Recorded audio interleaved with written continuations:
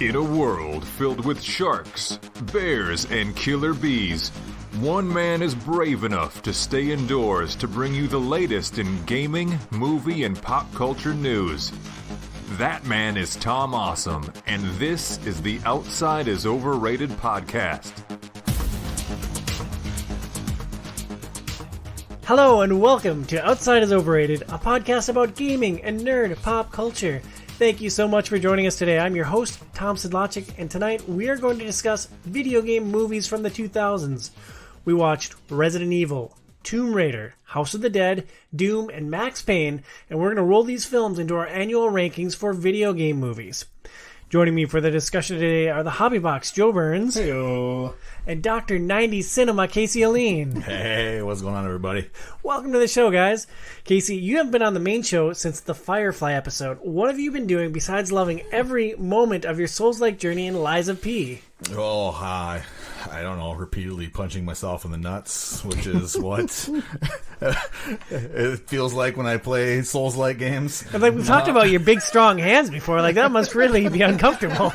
Yeah, but you must wield your nuts very differently like you do a controller, right? Yes. Multiple fingers grasping all different types of things.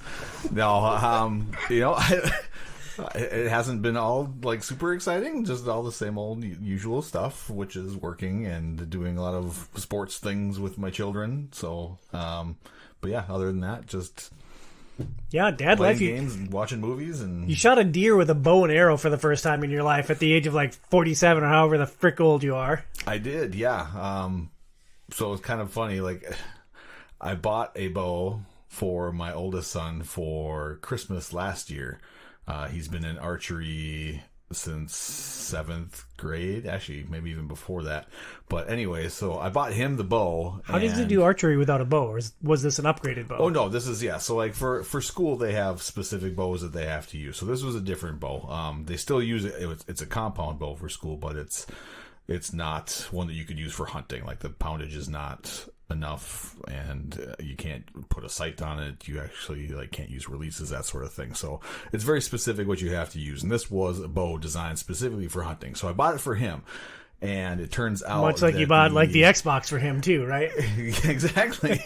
Yes. And it turns out that even at the lowest bow setting, which I know it goes lower than it is, but the guy at the shop that I brought it into said that like 52 pounds was the lowest that he was willing to bring it down, and Caden could not pull this thing back to save his life. So I'm hoping that now that he's been, I don't know, now that he's getting his big boy testosterone going and in the weight room and getting some muscles, he'll be able to actually use it next year. So, but thankfully, I could pull it back, and in the meantime, you can't just have it sitting around. Yes, exactly. So, I practiced with it quite a bit and got it all set up real nice. And I hunted twice, and on the second time that I hunted, I ended up getting a 4-point buck, which is pretty awesome. See, it would be a more awesome story if you're like, I just saw it and was like, I'll go out, I'll get a tag. I never practiced with it, and then second time out, just killed one. It takes a lot. Well, not surprisingly, I knew it was going to be a commitment, but the amount of time that you have to kind of dedicate beforehand to, make sure that the bow is shooting accurately, and if it's not, then figuring out what's wrong and why is it not shooting accurately, and then moving pin sights and getting everything dialed in, and then making sure that the arrows that you have are perfectly straight, because you can't use the same arrows that you use for hunting that you use for target practice, and then you have to make sure that the broadheads that you use for hunting are the same weight as the field points that you use for target practice, and then you have to shoot the broadheads into very specific targets to make sure that they're flying straight beforehand, or they may not. And so there's just all this little piddly crap that you don't realize going into it that you have to do, and then then it's all just sitting in a tree and hoping to God that a deer comes close enough that you can actually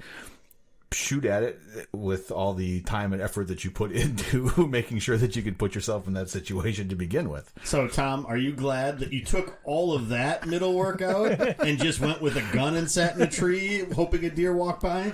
Yeah, I didn't see a single deer during hunting, but I did have a ruffed grouse literally like come sit in the stand with me. Like it buzzed me once. It perched on the front of my stand, and like I struck it with the barrel of my gun to get it the frick out of my field of vision. I'm like, am I gonna have to shoot this ruffed grouse with an assault rifle? Like that doesn't seem natural, but over time, Rhonda Grousey and I became very close. We exchanged recipes. She ate a lot of acorns. And, we have a tame grouse running around our hunting land. It's very, very strange. Just a little bit of rough grousing, you know? Yeah, that's how Rhonda Grousey likes it. Burns, the last 3 shows you did all involved video games. How was your month off? Did you work your way through the entire FromSoft catalog in that time or what? No, I mean, if I would have had my druthers, as they say, I would have completely avoided any games like that. But Casey had to saddle me with that burden, so thank you very much, Casey. Otherwise, I've been dabbling with a bunch of games that I've been meaning to get into for a while. So I played a bit of Diablo 4, Baldur's Gate 3. I went back to a little game called WoW and have played a little bit of WoW Classic. Why? Why did you purchase a subscription to WoW to play WoW Classic? So ever since they came out with Classic, they've been messing around with some things with it to try to see what they can do to make people, I guess, experience it in different ways. And so other than releasing the patches or the expansions that have come to it, so Burning Crusade and Wrath of the Lich King, and they're coming out with Cataclysm, they decided they're going to do they started doing like seasons within it, similar to like what they do with Diablo 4. And this next season that they're doing, it basically changes kind of how the game works. Is as you go through the game, you'll find these different runes, and these runes, when you equip them, are going to basically do things that would be considered like game breaking. So it's going to allow you to turn a like warlock into a tank, or make a mage a full healer, which is something that mages couldn't do before. But it's like all discovery. So you wander around and you have to find out where you get these different runes. And so that sounded interesting to me. And I've been passing around the idea of trying to jump back into WoW just to like see what it was like and see how much I remember, how much I don't. And so, yeah, I have like a level 10, 11 troll hunter. Yeah, collecting those Zerva hooves, homie. Yeah, so yeah, I don't know. It's an interesting game, especially playing Classic. It's the game that I remember it being, for better or for worse. So yeah, otherwise then, messing around with Honkai Star Rail, which I talked about on Unfiltered last month. And then I watched recently a pretty awesome YouTube documentary series about the history of the Minnesota Vikings. And you shared this in the Discord channel, yes. But what drew you to this documentary? So a friend had seen it and recommended it to a few of us, and then another friend had watched it and said it was actually like surprisingly good. And so what it does is it takes like a stat-based look at it, and it's from people that aren't like Vikings fans, and they've actually done this. They did this once before. With like the Atlanta Falcons is one team that they kind of did, and they basically start with the beginning of the franchise, and then each episode is a decade. The first 2 episodes, like the first episode is the first half of the 60s, and then the second half of the 60s, but after that it's like decade by decade. And it's really fascinating, and they sort of lay the groundwork early on, kind of like what stats they're looking at, and it's pretty fascinating that the Vikings, for not having a Super Bowl victory and really not participating in the Super Bowl since the 60s or early 70s, are like one of the winningest teams in NFL history. They're the only team in NFL history that has not had 3 consecutive losing seasons ever. And so it's just a fascinating way to look through it, and then they kind of look at the stats and how that tells the story of what's happening. And then we'll pull significant or interesting like snippets either from games or from what people have said in either books or like on TV about stuff, and it's really fascinating. So I would highly recommend it if you're a Vikings fan for sure, or even if you're just a football fan in general. I think it's a really cool look at just the idea of what football means and like how a franchise is different as it develops, but still kind of somehow maintains an identity throughout all that, even though the coaches change, the owners change. Really the only thing that doesn't change is the fan base, and the team identity a lot of times somehow stays the same, which is kind of interesting to me. That's wild. Do you remember what it's called? Yeah, so it's just the history of the Minnesota Vikings, and it's from the name of the like sort of series that they do is called Dorktown, but it's from the YouTube channel Secret Base.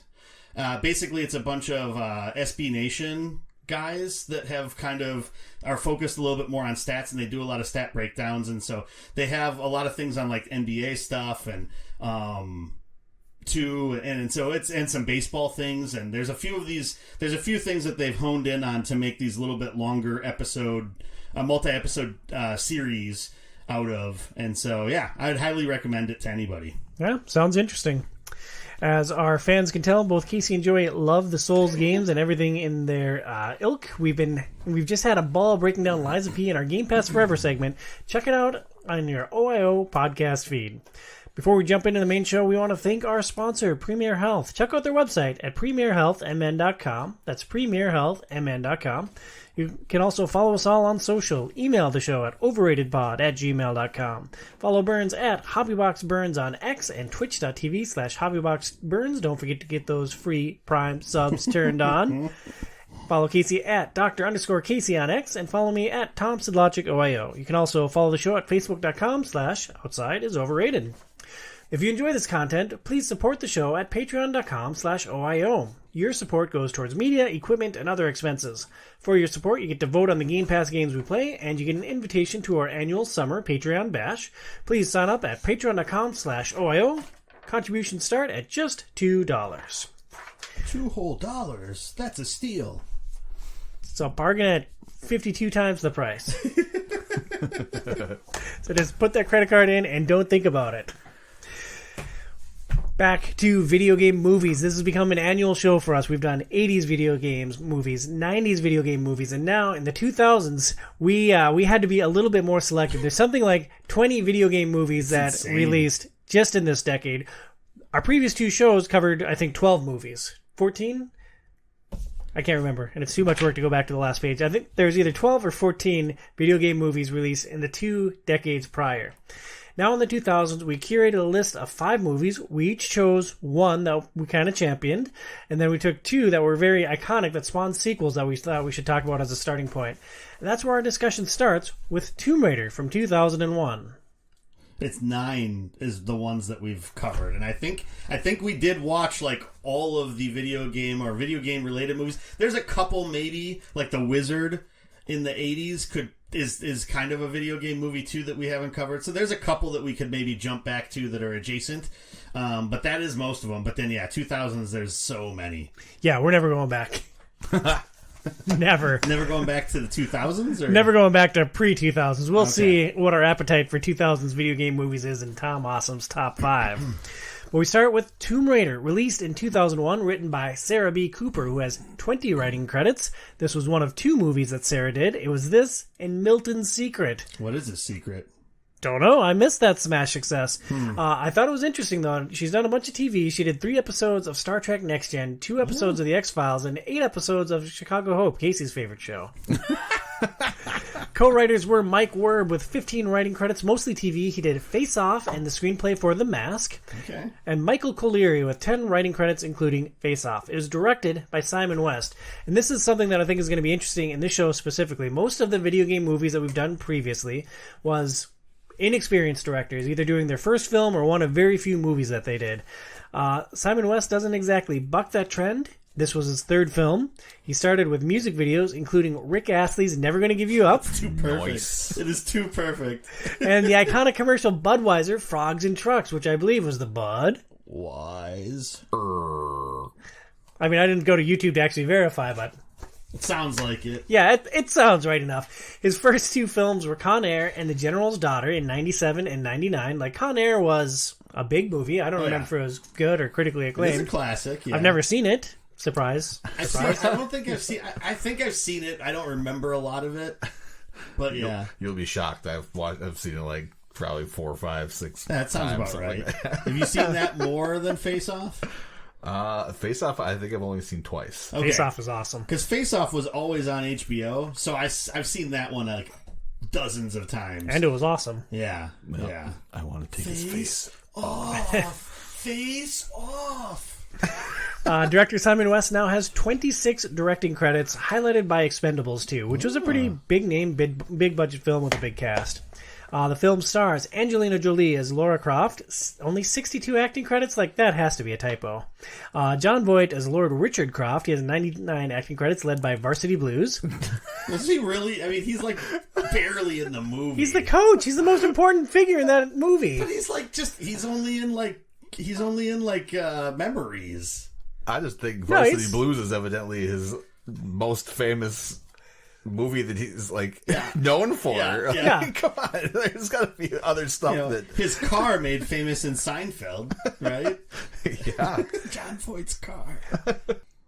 Also starring Sir Jorah Mormont, Ian Glenn as Manfred Powell, with 96 acting credits. Yeah, well, and it's like, so instead of simping for Daenerys Targaryen, now he's squaring off against Lara Croft. They're like frenemies, kind of, right?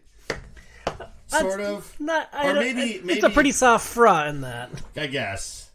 But why did you leave out, and I added this in, why did you leave out Daniel Craig? Like, is he chopped liver? Two reasons. One, because I thought it was funny, and two, that was the primary one, and two, because he wasn't on the IMDb list of, like, the featured... The top ones? Yeah, the top actors. So, Daniel Craig sucks.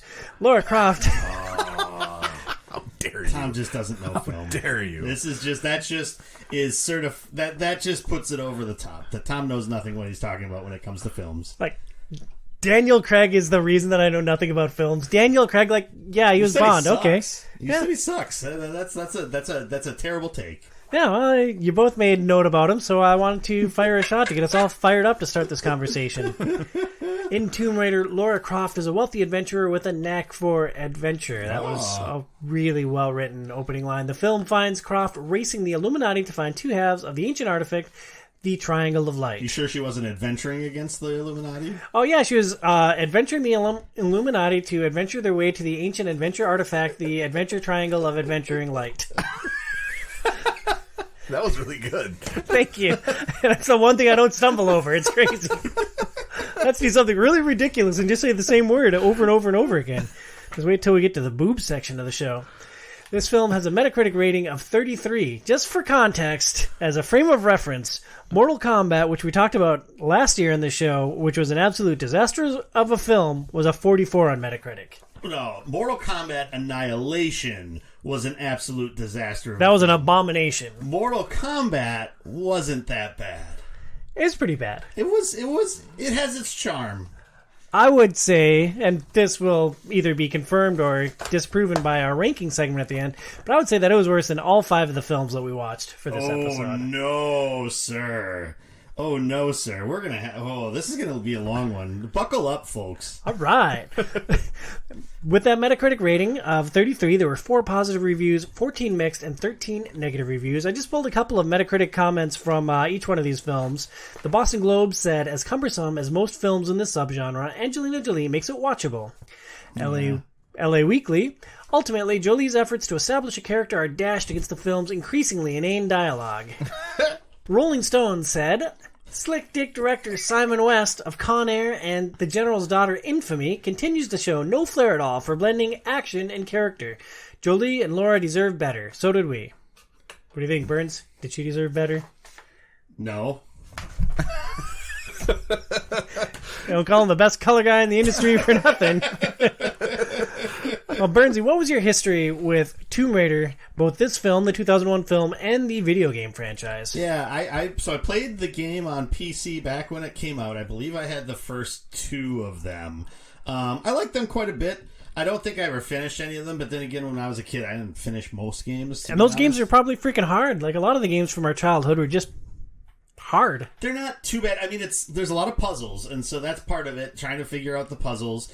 Granted, this was the inception of the internet, so you could try to find some information on there.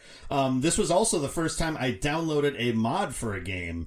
So yeah, that's kind of an important thing. Yeah, what was the mod that you downloaded? Can you say what it was on the air? We're not going to comment on that, but I have seen the movie a couple of times, and it was mediocre. That's my history with the movie. I played the original game for like 30 minutes. And I never went back to it. I don't know why. I don't even remember where I was playing it because I don't think I had a PC that was capable of playing it at the time. So. It did come out on PlayStation also, so it was probably on somebody's system somewhere. Yeah, it had to be it. And I just remember, just like going through the first kind of temple or whatever you were in, but then I never played it again. I've seen the movie probably 4 or 5 times, scrolling through, and for some reason it's just one that I stop on, if it's on there, like... Why? I don't know why. Because why. I have nothing better to do with my life, I guess. No I don't know. at all. For my part, I'd never played the games, not the original games. I played the reboot with the more realistic body type for Lara Croft, and I really enjoyed the twin-stick shooter Lara Croft and the Guardian of Light. That was an awesome little gem that I downloaded on Xbox 360. I'd also seen the movie before, and I had an affinity for it. I've always enjoyed it. What stands out to this film, going back to it now, Casey, now that you've seen it half a dozen times? I mean, of everything, this movie, the thing that stood out the most to me was that I forgot that the third best James Bond was in this movie. All right, so now you have to say who are the 2 better ones. No, let me guess. Connery and Brosnan? Bingo. Yeah, I know movies. Yes. I've watched like 3 James 1, Bond Brosnan films. 2. Yeah. Connery's overrated. He was only like Bond for like 2 movies. Yeah. It's the original and the best. He was not the original. He was nowhere close to the original. He was too the original. No, he was not. There's not another movie before. Yes. No, there's not. I guarantee you there's not. All right, we'll have to look it up later. This is not the topic of this, but I'm pretty sure he was not the first James Bond. He absolutely was. I'm with Dr. C in this one, Bernsey. Any amount of money that he was the very first one. While Burns looks that up, what stood out to me is that this is a good action film. Angelina Jolie is smoking, and I loved her cronies in this film, like her butler and her tech guy. Like I really enjoyed every moment with them on the screen. And Burns, I had a question for you from Phoenix. Did you recognize where the butler was from? I did not. I did recognize who he was, but I didn't look it up. But he was very familiar to me. Red Dwarf. Ah, okay, yeah. Which I've never seen, but she pulled up a couple of clips for me. I'm like, oh my god, I need to watch this. I need to watch like all of this right now. I've never seen all of it. I've seen like the first couple of seasons, and yeah, Red Dwarf's awesome. Yeah, that is something I'm definitely gonna have to go back to. Did you find your answer yet, Burns, or do I need to vamp? I'm still looking.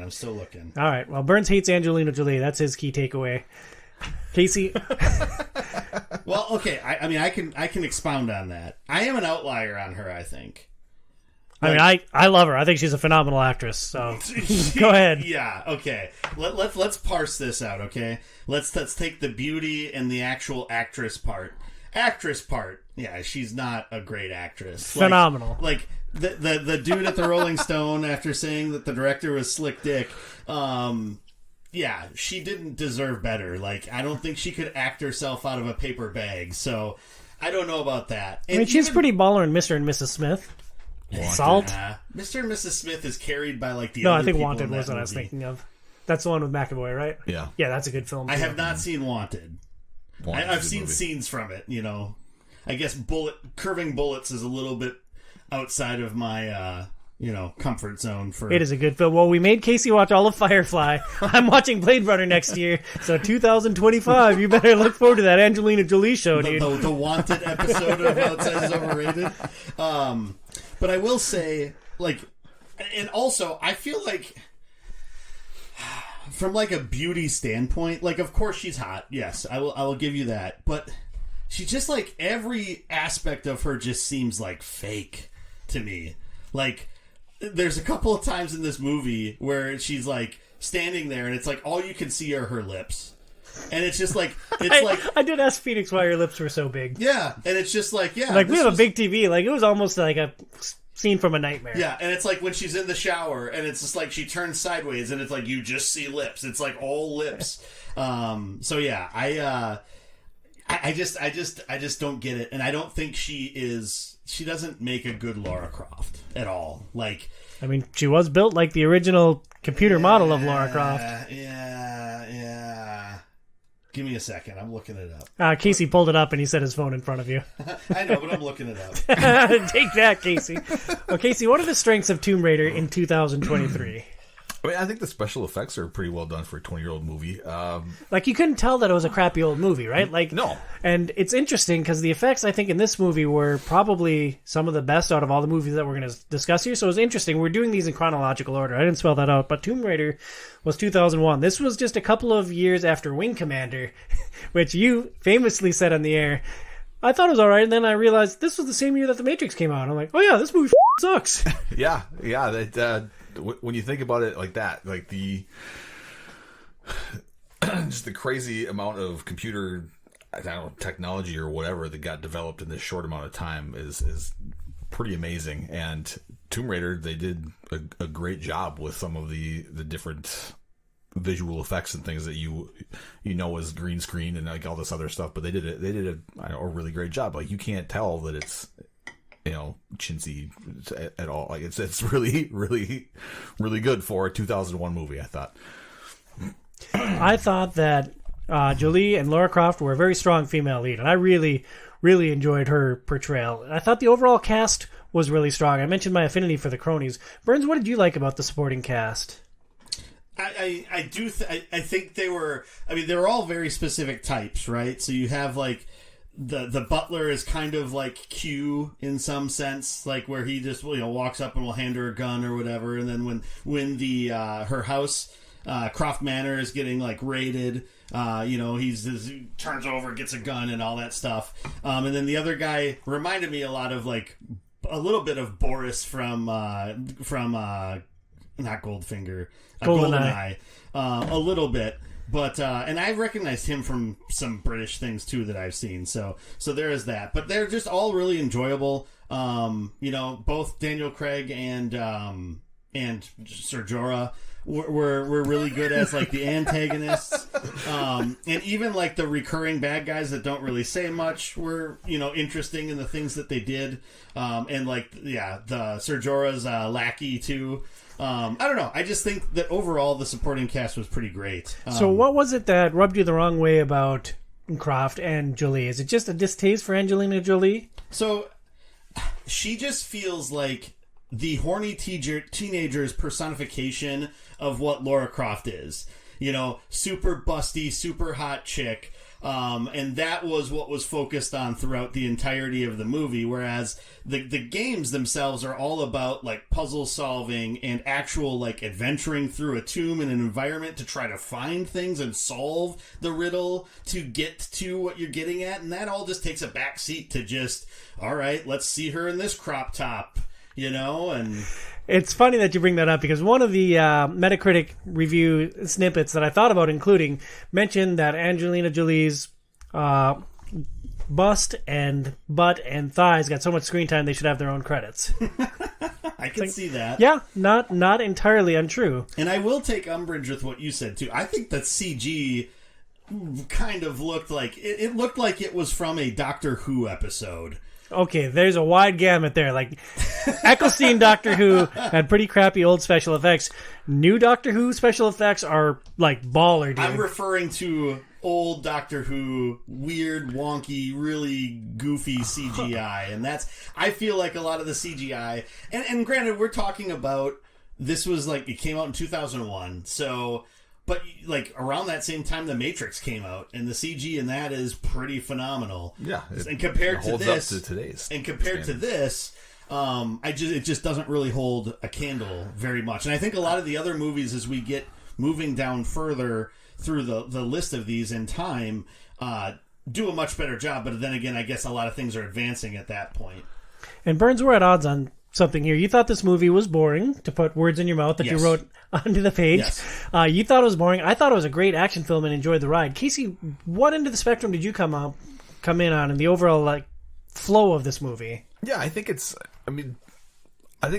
pretty just okay. I don't know. Like it's like I wrote down that I feel like the kind of the Illuminati story was overdone, but then I got to thinking after I wrote that, I'm like, well, at the time, I don't recall any other movies beforehand, and like maybe I'm just like burnt out on Dan Brown and like all the other movies that came out after that like are like all Illuminati and everything going on. But like this was well before that, so at the time,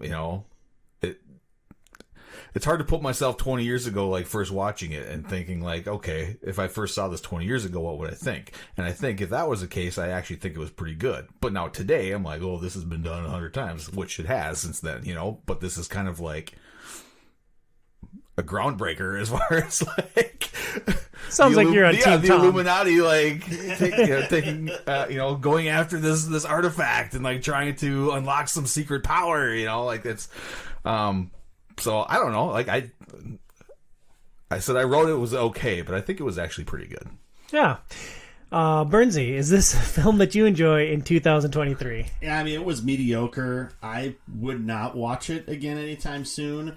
I would be curious to watch Cradle of Fire or something, or Cradle of Life, the second one, just to see if it's any better or not. It's got Gerard Butler. Oh, okay. Well, I mean, that helps a little bit. I mean, he's no Daniel Craig, but... Oh, Daniel Craig is gone, so you're going to be sorely disappointed. Casey, is this a film that you enjoy in 2023? Yeah, I mean, I think it's way better than a 33 on the Metacritic scale, and not every time, but if I'm scrolling through channels and it happens to be on, half the time I probably stop and end up watching the rest of it. So it's a good metric, the old scroll stopper. Yeah. I will say, so you mentioned the Metacritic and how it's better than a 33. I feel like a lot of this kind of comes down to, I think that for film critics in general, they've gotten much more lenient as time has gone on. Like, I think we've moved a lot past, like, the super critical, like Siskel and Ebert and all those things, when, like, at that point, any action movie was probably going to be panned for the most part, unless it was, like, something truly remarkable. So I think that's part of what's at play here. And I think as things have gone on and, like, the success of the Marvel movies and stuff like that in, the late 2000s, early 2000 teens, I think that's when things really started to transition and action movies would get passable ratings. Now, granted, I would also agree that a lot of those movies do a lot more complex things than a lot of these movies do as action movies, but that's just something that I think is an interesting perspective with it. Yeah, I also, to add to that, like, I think now, too, there's just such a...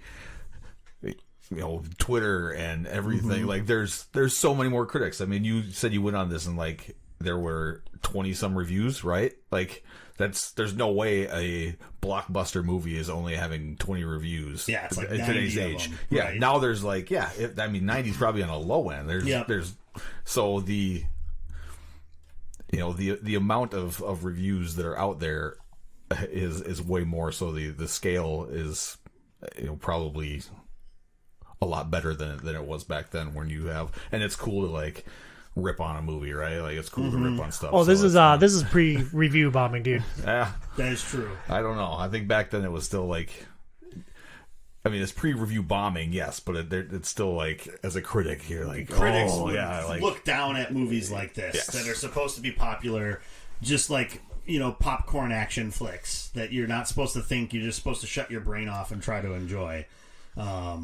Yeah, I think Casey has a point there. Yeah, and Casey's very smart. This is a film that I enjoy. It's something that I'll definitely go back to. One note that I had from Phoenix, she has always had an affinity for this movie from when it came out until now. And for her, at that time, it was one of the most high-profile, like, butt-kicking female protagonists. And so she's always just loved the Tomb Raiders for Lara Croft and her physical capabilities. And she says that Lara Croft is still awesome. Lara Croft is still awesome. Yeah. Final thoughts on Tomb Raider. Bernsey, we'll start with you. Yeah, this movie's skippable, I think. I mean, if you've never seen it, sure, watch it, especially if you have some form of an affinity for the character. If you've only played the more modern Tomb Raider games, you probably are going to have a little bit less of a connection to Angelina Jolie's Lara Croft. And I would actually say I prefer the more recent version of Lara Croft. And I hated it with a burning, fiery passion. Why? I love Alicia Vikander, and I loved her being cast as Lara Croft, but for some reason that movie fell completely flat. I don't know if it didn't break enough new ground from the game that it was referring to as the source material, but that's the nerd double-edged sword. If you don't break new ground, it's oh, well, we already know this story. You're not doing anything new here. But if you stray away from it, it's oh, this sucks. This isn't what I wanted. I just wanted this game on a video, in a movie format. So, I don't know, but I hated it. Comparing that to this one, you're telling me that that's a worse movie than this Tomb Raider is? Yes. I can't. I cannot even. And granted, I haven't seen that one in a while. From a technical standpoint, it's probably a lot better on the technical side. I'm sure the effects all look better, but that movie failed to grab me in any way. I went into it with really high hopes, and it's just oh, this is why video game movies have a bad rap. I mean, but it's just it's a Lara Croft that's actually more than just silicone and one-liners and awkward-looking action sequences. So, but she didn't have the nighttime fight in her pajamas. That was a cool scene, man. Yeah, like the Cirque du Soleil sort of, fresh off of the Las Vegas Strip kind of action sequence. That is the best action sequence in the movie. It is, for sure. So... Yeah, no, good sequence. I like this movie. It's something that I'm going to go back to from time to time, and we'll definitely share with my kiddos at some point. Casey, which way do you tip the scales here? I thought it was entertaining, and to piggyback on what we said about the action sequences, are fun, and I think they're well done, and I like it. It was a good movie. Pretty good. Tomb Raider 2001.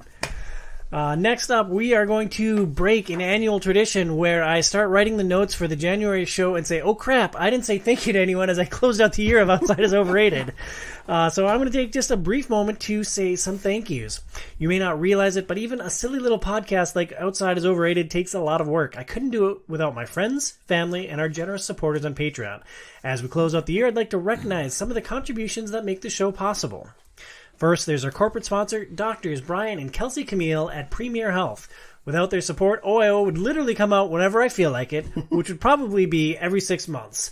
You can go back on Spotify and look at the release dates for the first 12 episodes, and there's some gaps there. Getting a corporate sponsor really regulated things and put me on a schedule, and I think really improved the quality of the show. So thank you, Brian and Kelsey, for supporting the show.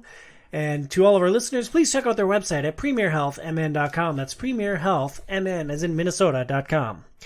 Then there are all our outstanding co-hosts who volunteer their time and energy for the show. Not only do Joey and Casey both do the main show, but they also break down video games with me every single month. You can check out our numerous discussions on Game Pass games in the OIO podcast feed, and we're excited to roll out OIO Game Club in the new year. In addition to these two souls-hating personalities, I'd like to thank Adam, John, Brian, Patrick, and Billy for all their efforts breaking down board games, video games, books, and movies this year. I'd also like to thank all 25 of our patrons for supporting the show. Whether you're contributing $2 a month or $50, your support keeps the hosts from having to buy all of the media that we talk about out of their own pockets. Thank you so much for your generous support. Next, I'd like to thank my amazing wife, Phoenix. Not only does she appear on the show, sometimes on exceptionally short notice, but she also supports this passion project. OIO prep, consumption, recording, and editing takes a lot of time. That's time that I could be spending with her and our two young kiddos. This show is an important creative outlet for me. It's something that I love doing, and Phoenix, I am so grateful for your support. Thank you, love. Finally, I'd like to thank everyone listening to the show right now, whether you came to us because of Elden Ring or just have a penchant for kind of okay movies from 20 years ago. Thank you for spending some time with us. I hope you find us entertaining and invite you to join the OIO community as either a patron or a Discord member. You can shoot me a note at overratedpod@gmail.com or that's overratedpod@gmail.com for an invite to either community or with general feedback for the show. So... quick gut check from you guys. I wrote down all of my thoughts because I'm horrible doing things off the cuff, and I didn't want to leave anyone off. Did that feel like an adequate appreciation of support? You guys are both hosts. You're both patrons. Do you feel appreciated? I wish I had a gaming chair, Tom. No, you do not. You do not see the value of these. I was going to give one away as the OIO Patreon gift, and you're like, no, that's a stupid gift. What am I going to do with it? I'm like, you sit in it, dude. You're like, sit in it, and you play games, and it's really comfortable, and you can do it for a long time. You're like, no, you just like expect me to put it in the middle of my living room as a talking piece? Yeah, I mean, as somebody who does not own a PC for gaming, it would have been weird for me to have a gaming chair. But no, I thank you, Tom. Yes, it felt like a very heartfelt, sincere thank you. So thank you for letting me also do this and throwing my voice out to the 25 people who listen to us. I don't even own a gun, much less multiple guns, which would necessitate owning a rack. What movie is that from, Tom? What movie is that from, Tom? What movie is that? It's from Wayne's World. I've seen that twice. No, I think that covered everything pretty well. Awesome. Well, good. Thank you to everyone. Next, we move on to Resident Evil. Resident Evil released in 2002. Yes, Never mind the pause. Oh, God, my pages are out of... Is this right? That's right. The Metacritic is next? All right. Yeah. Cool. I'm going to read that a little bit later. It was written and directed by Paul W.S. Anderson. He has 15 writing credits, including 6 Resident Evil... He has 15 writing credits, including 6 Resident Evil films, 4 Death Race films, and Alien vs. Predator and Monster Hunter. He has 18 directing credits, including Shopping in 1994, Mortal Kombat in 1995, Event Horizon in 97, 3 Resident Evil movies, Alien vs. Predator, and Monster Hunter.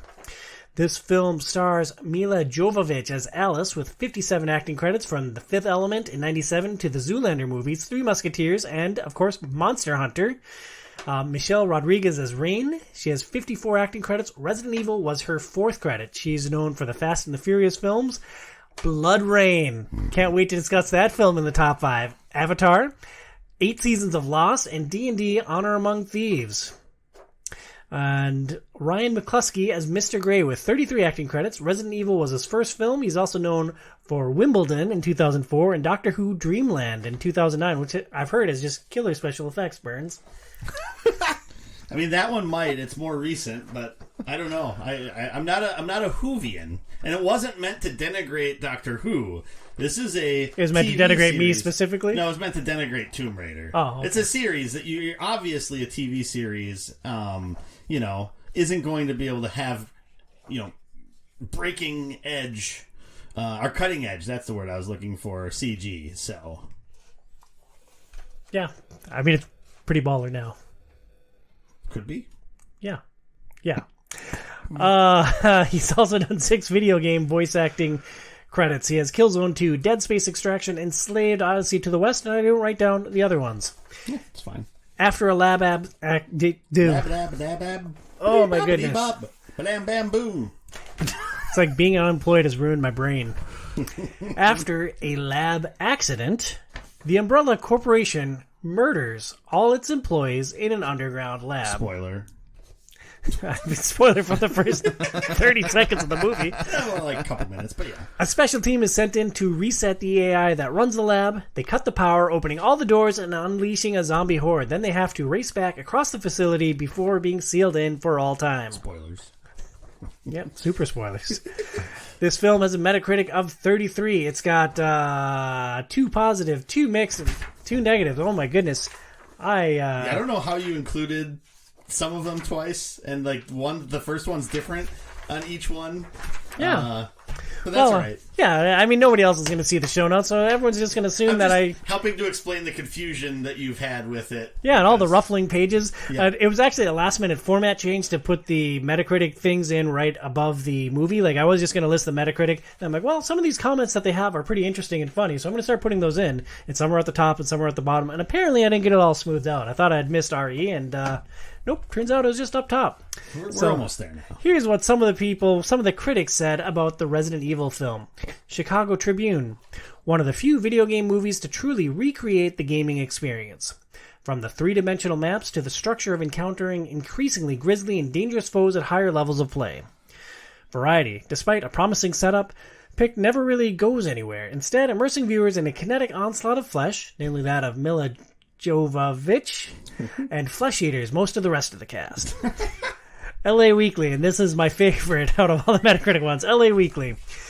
The interchangeable males all resemble Freddie Prinze Jr., and Anderson's direction is no less anemic, making one yearn for an escape/quit button that sadly doesn't exist in this medium. Bernsey, your history with Resident Evil, the game franchise and the film franchise. Yeah, I mean, I'm pretty sure we've talked about the Resident Evil games and my experience with them. Basically, you played 5, right? I've played 5, and I've listened to, because I had a demo disc of the first RE that had like all the sound files for like the entire game on it, and I listened to those because I thought they were great, but my computer couldn't run the game that I had at that point. So I listened to all the voice lines, and they are so campy and cheesy. Like, that first Resident Evil video game is like the cheesiest VA that you've ever heard in a game, and I kind of loved it. And I do remember the movie mostly favorably. It's probably the movie out of these that I've watched the most, mostly just because it was on a lot, I think, but... That's funny because I had watched the movie once, like 15 years ago, and I hated it with a burning, fiery passion. I don't think I ever got past the fact that it didn't take place in the mansion. My history with the franchise, I played the first one, I loved it, but I never finished it, and I just hate jumping around in series, so like I haven't touched the rest of the series since that. And like I know they remade one with more modern controls, and they've done full-scale remakes of the other games. Like I need to revisit the RE franchise, but it's like, man, I still want to play Elden Ring. And it's like, I don't know. I want to get back to it, but I don't think that I ever will. Casey, you've never played a video game before, but you watched a lot of movies. Was this one that was on your regular rotation in the 2000s? I don't know about the 2000s, but it's another one where if I'm scrolling past on the TV for some reason, I'll stop and watch it. I mean, I've seen it probably not as much as Tomb Raider. I've seen it like 3-4 times. But I've seen this, and I'm pretty sure. Is there an arcade version of Resident Evil? Like an actual I mean, there's House of the Dead. You shoot zombies in that. I'm not sure if they ever did. And I'm sure at some point, because it's a Japanese company, Konami. I mean, I bet they did at multiple points, but. Yeah, so you just have like happy memories of going, arcade. Yeah, probably at the casino in Hinckley. Yeah, something like that. Yeah, but yeah, that's my Resident Evil experience. Well, what stands out to you, Casey, going back to this film now? I mean, other than it, being a decent movie, like, is this the first like real like kind of major motion picture to feature a viral zombie outbreak? Like, I was trying to think of anything that I knew before that. I mean, there's been zombie movies. There's been a lot of zombie movies in the past, but, like, as far as what caused them and, like, being caused by a specific virus, was this, like, the first one that... It might have been. But, I mean, this is well before, like, The Walking Dead and everything drove zombies into the ground. Yeah, there's a ton of stuff that came on after, like Dawn of the Dead, Shaun of the Dead, World War Z, I Am Legend, Zombieland. Like, all those are zombie movies, and all those are viral, like, caused by a virus specifically. Yep. So I just, like, as I was watching this, I was like, I kind of wonder if this was the first one. Yeah, I have no idea. I haven't seen movies, although I've seen Zombieland. So yeah, that was just as my thought as I was going back to it. Other than, like I said, it being like, oh yeah, this is a good movie. I can remember why I watched this. Oh, it was way better in the '90s. Bernsey, what stood out to you? So I think on this rewatch, it was how it just gets right into everything. So it jumps right in. You're following these nobody characters, and you see kind of everything fall apart. Within this facility, the Hive. And I think that that's really attention grabbing. And I especially like the aspect of it that when you see a bunch of these characters at the beginning, pretty much all of them are somewhere later on, spoiler, as zombies. And so it's kind of cool to see how they get interlaced through there and what level of like decrepitude the different ones are at those points. So I think that's a really cool aspect of this movie. Yeah, killer opening sequence. You're absolutely right. My take was that it's just a solid survival horror film, and I learned that you can fight zombies in a tight red dress. Yeah, I mean, Ada Wong does it in the game too. So I mean, this is the later game, so it was after this movie. But if Ada Wong can do it, Alice can do it. Awesome. Yeah, Jill Valentine just wore like a regular soldier star. Yeah. Unit. Well, I mean, she was special though. I mean, she was the Jill sandwich. So, Bernsey, strengths of this film. I think I agree with. I didn't. When I filled out the notes, I didn't read the snippets that you pulled from the different reviewers. But I would agree that this is probably the best representation of the reference materials out of any of the video game movies, aside from, especially for this episode. I mean, Wing Commander was made by the person who made the Wing Commander games, and so I feel like that really tried to stay true to that source material. But I think this was a really good job of adhering to that. Well, it's interesting because my perspective, having played RE1 and not the other ones, it's I miss the mansion, man. I thought the mansion was a cool setting for the first game, and they just kind of glossed over it in the intro to the movie. Well, but I wouldn't even say that, because I don't even know that mansion was supposed to be the mansion from the video game. I assume that it was, because it was Mansion v. Mansion. It could be. The thing I will say is I actually like that they didn't try to fall down the trap of recreating the video game. I mean, they do pull a lot of the characters from the Resident Evil games into some of the future movies, I believe. They had the dogs. That was a nice homage. Yeah, but in this one, I think focusing on how everything started, so that's almost like the origin or precursor to the video games, I think is a smart way to go about it, because then you're not trying to say, oh, well, this person looked a lot like this character, but this guy didn't look like Wesker at all, and he didn't play it as well as the voice actor did.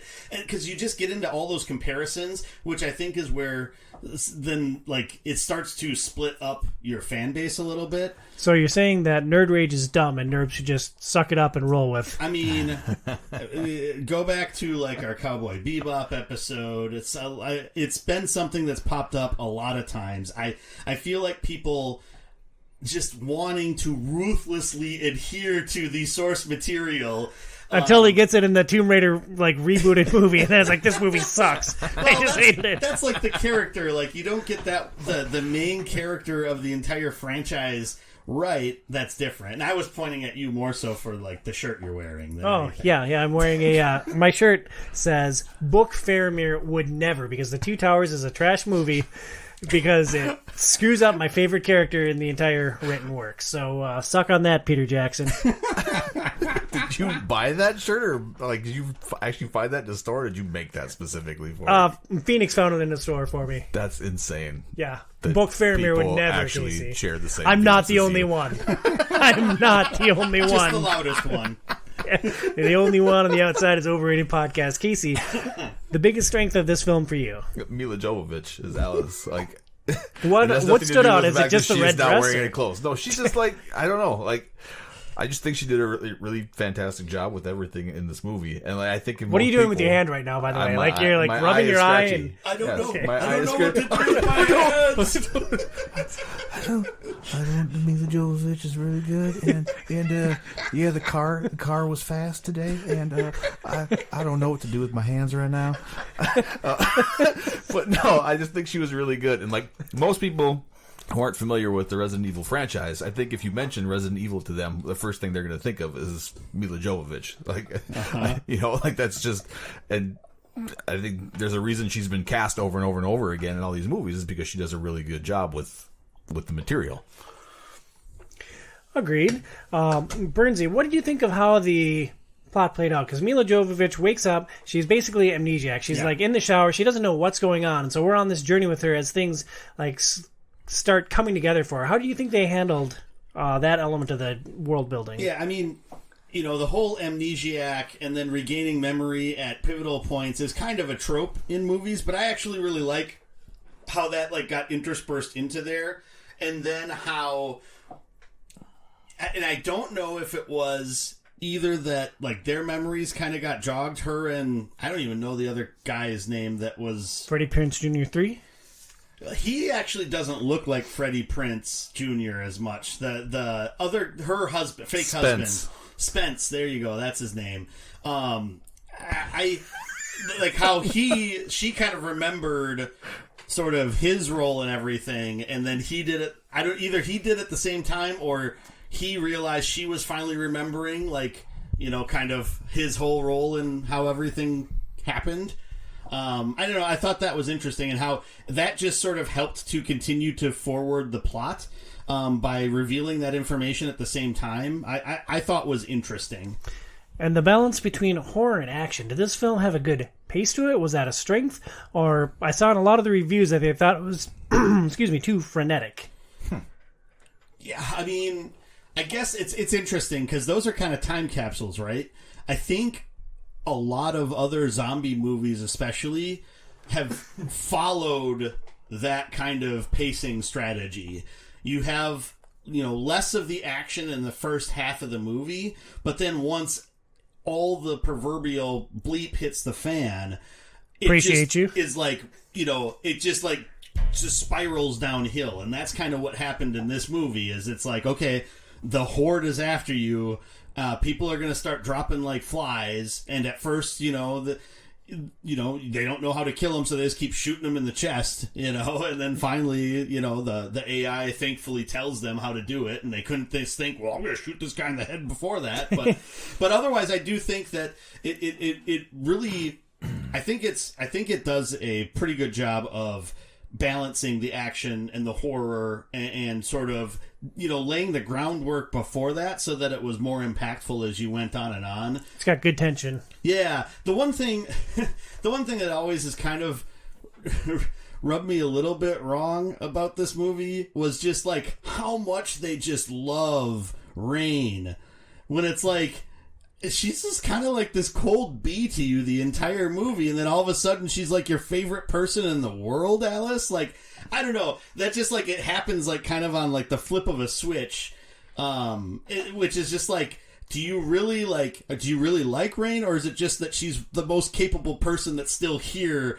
and her dying is like less odds of survival? I don't know.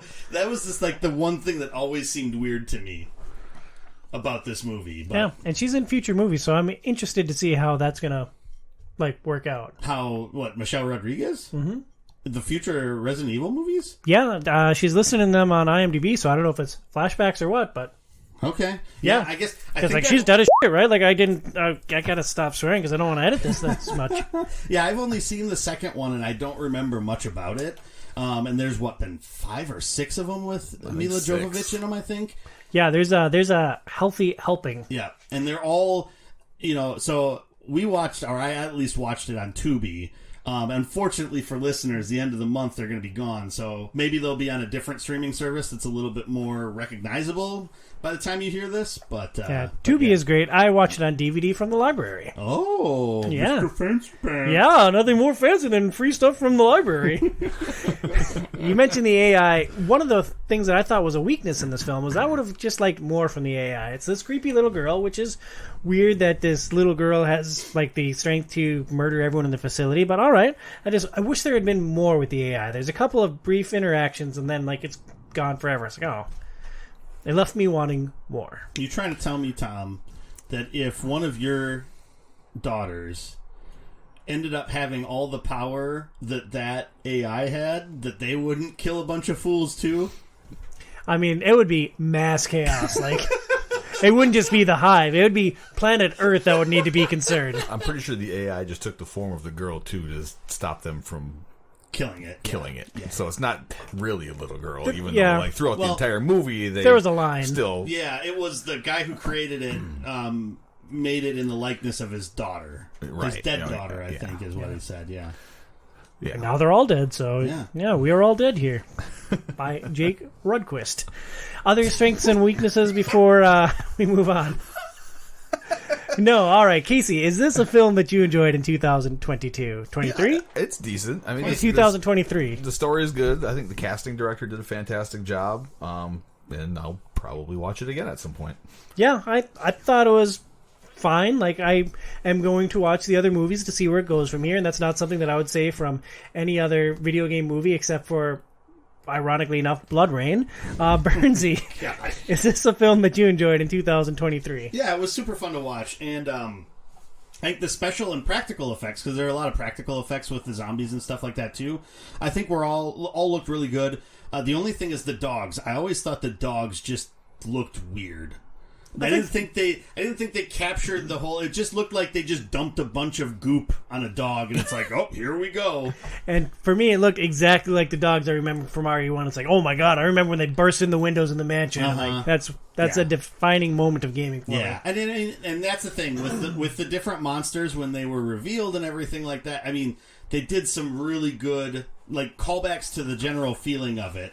You know, they never really did the first time you see the zombie in Resident Evil and it's like munching on a corpse and then turns around and looks over its shoulder. I was waiting for that moment. They never did that, probably because that's a little bit too quintessential to the original video game. But yeah, I don't know. I think this was an admirable representation of what an origin for the RE universe would be. Well, why you point at me, Tom? Casey, what are your final thoughts on Resident Evil? You asked me if it was a film that I would enjoy. I didn't realize we were on final thoughts yet. No, I mean, like, I guess my final thought is too smooth of a transition. You did. That was fantastic. Yeah, my final thought is James Purefoy got screwed by IMDb when you go on IMDb. I mean, he is, Spence, as we talked about, and besides the zombies, he's the main protagonist, and I think it's really weird that he didn't get listed, considering he won an Oscar for his portrayal of Prince Edward in A Knight's Tale. I've seen that film. I don't know how... He didn't win an Oscar. Oh. I did enjoy that movie, though. It's bad, but I enjoyed it growing I love up. A Knight's Tale, yes. I like it, too. The one thing I do want to point out here, I didn't know if it made sense to point it out now or later. The guy who played Mr. Gray, he looks so much like the video game Max Payne that it's like he would have been like the perfect person. Well, maybe personality or acting ability notwithstanding, but like from a looks perspective, like he looks exactly like the Max Payne from the PS2 video games that I remember. So I just thought I wanted to point that out. Yeah. Fair enough. Yep. Oh, hey. I am so good at following paper. Oh, we just get locked into looking into each other's eyes, and it's just magical. Gazing into your eyes. I have been watching just a ton of bad movies lately, and during many of them I fall asleep on the couch. I wake up and thankfully the movie is over, but holy cow, does my neck hurt. Do you guys know where I can maybe go have it looked at? This seems to be an annual problem for you, Case. We suggest checking out Premier Health. They have solutions for back pain, neck pain, car accident, falling asleep on the couch-related injuries, and more. We suggest seeing Dr. Camille in Golden Valley, Minnesota. Learn more at premierhealthmn.com. That's premierhealthmn, as in Minnesota.com. Or you could just see yourself, Dr. C. Come on. I mean, outside of the Logan technique, how do you really treat yourself? He just every time that's why it hurts his shoulders out of whack, because he falls asleep on the couch with his thumb inserted. Wow! That's why you and Donald were so close. Sorry, we're a little off the rails here. I apologize. Oh, well, we'll get right back into the rails with the sterling cinematic experience, House of the Dead, released in 2003. This film was written by Mark A. Altman, Dan Bates, and Dave Parker. Altman has 17 writing credits, including Free Enterprise in 1998. House of the Dead was his third writing credit. He did 25 episodes of a show called Femme Fatales. Sounds like it's groundbreaking work. 2 episodes of The Librarians, which is a fantastic show, and 23 episodes of Pandora. What's that? Don't know. Oh, okay. But I was on IMDb, so hopefully it's legit. Bates has only 1 writing credit. Parker is primarily an editor. He has 18 directing credits with lots of horror stuff. He has 11 writing credits, and they are all horror. Okay. Well, I mean, this movie was horrific. Not in the way that he probably intended, but... Disagree. This film, this gem, was directed by Yu Bol. I think it's Uwe? Uwe? I think it's Uwe. Uwe. Yeah. Good. He's Swedish or Finnish or something like that. Directed by Uwe Boll. That feels so weird to say, but I don't know how to pronounce words, so I'll trust you, Burns. He is known for... this is what he's known for on IMDb. Postal. Alone in the Dark. In the Name of the King, a dungeon siege tale. Is that the actual name? No. Okay. I inserted one word. I'll let you guess which one. Name? And Blood Rain. Oh. Blood Rain. He has 22 writing credits, 35 directing credits. House of the Dead was his 9th directing credit. This dude made a lot of video game movies in the 2000s. The list includes House of the Dead in 2003, Alone in the Dark in 2005, which has the distinction of holding the Guinness World Record for the lowest grossing game-based movie of all time. That's not surprising. I thought it was actually really good. Well, not really good, but not like the worst video game movie of all time. I think part of it is that it's from like a very niche like video game franchise. So yeah, I think that didn't help. And what, Tara Reid, isn't she in that? Tara Reid and Christian Slater. Yeah. Yeah. They couldn't even carry it either. He was great. Like that was actually a really enjoyable film, and it's one that Phoenix and I both really enjoyed. Interesting. Blood Rain, the same year, 2005, did not enjoy that. In the Name of the King, tried to emulate The Lord of the Rings and did it very, very poorly, but at least it was super duper long. Postal in 2007, Blood Rain 2 Deliverance in 2007, which is the Blood Rain character just in the Wild West. Far Cry in 2008. And a couple of other gems. Blood Rain, the Third Reich, which is the third different Blood Rain actress. This time she's fighting Nazis in Germany, trying to prevent Hitler from mutating or something. And In the Name of the King, Two Worlds in 2011, which is unrelated to the first one? I don't know. Is it like Two Towers? Maybe. Does The Name of the King, Faramir, get it right? You'll have to watch it now. Oh, I don't know if I can do that, Burns. So, like, Uwe Boll is... So, I don't even want to... Because, you have, like, your B movies. Like, he is, like Z-tier movies is what he makes. And granted, like, it's not like they probably have huge budgets, which is probably why it's just like, well, let's just throw it at this guy. He's made movies on a pittance and at least made money back on them, so... I guess we'll just keep throwing him a bone or 5 here, I guess. I don't know. I would say that 3 of these movies are worth watching. Alone in the Dark, I thought was a very good film.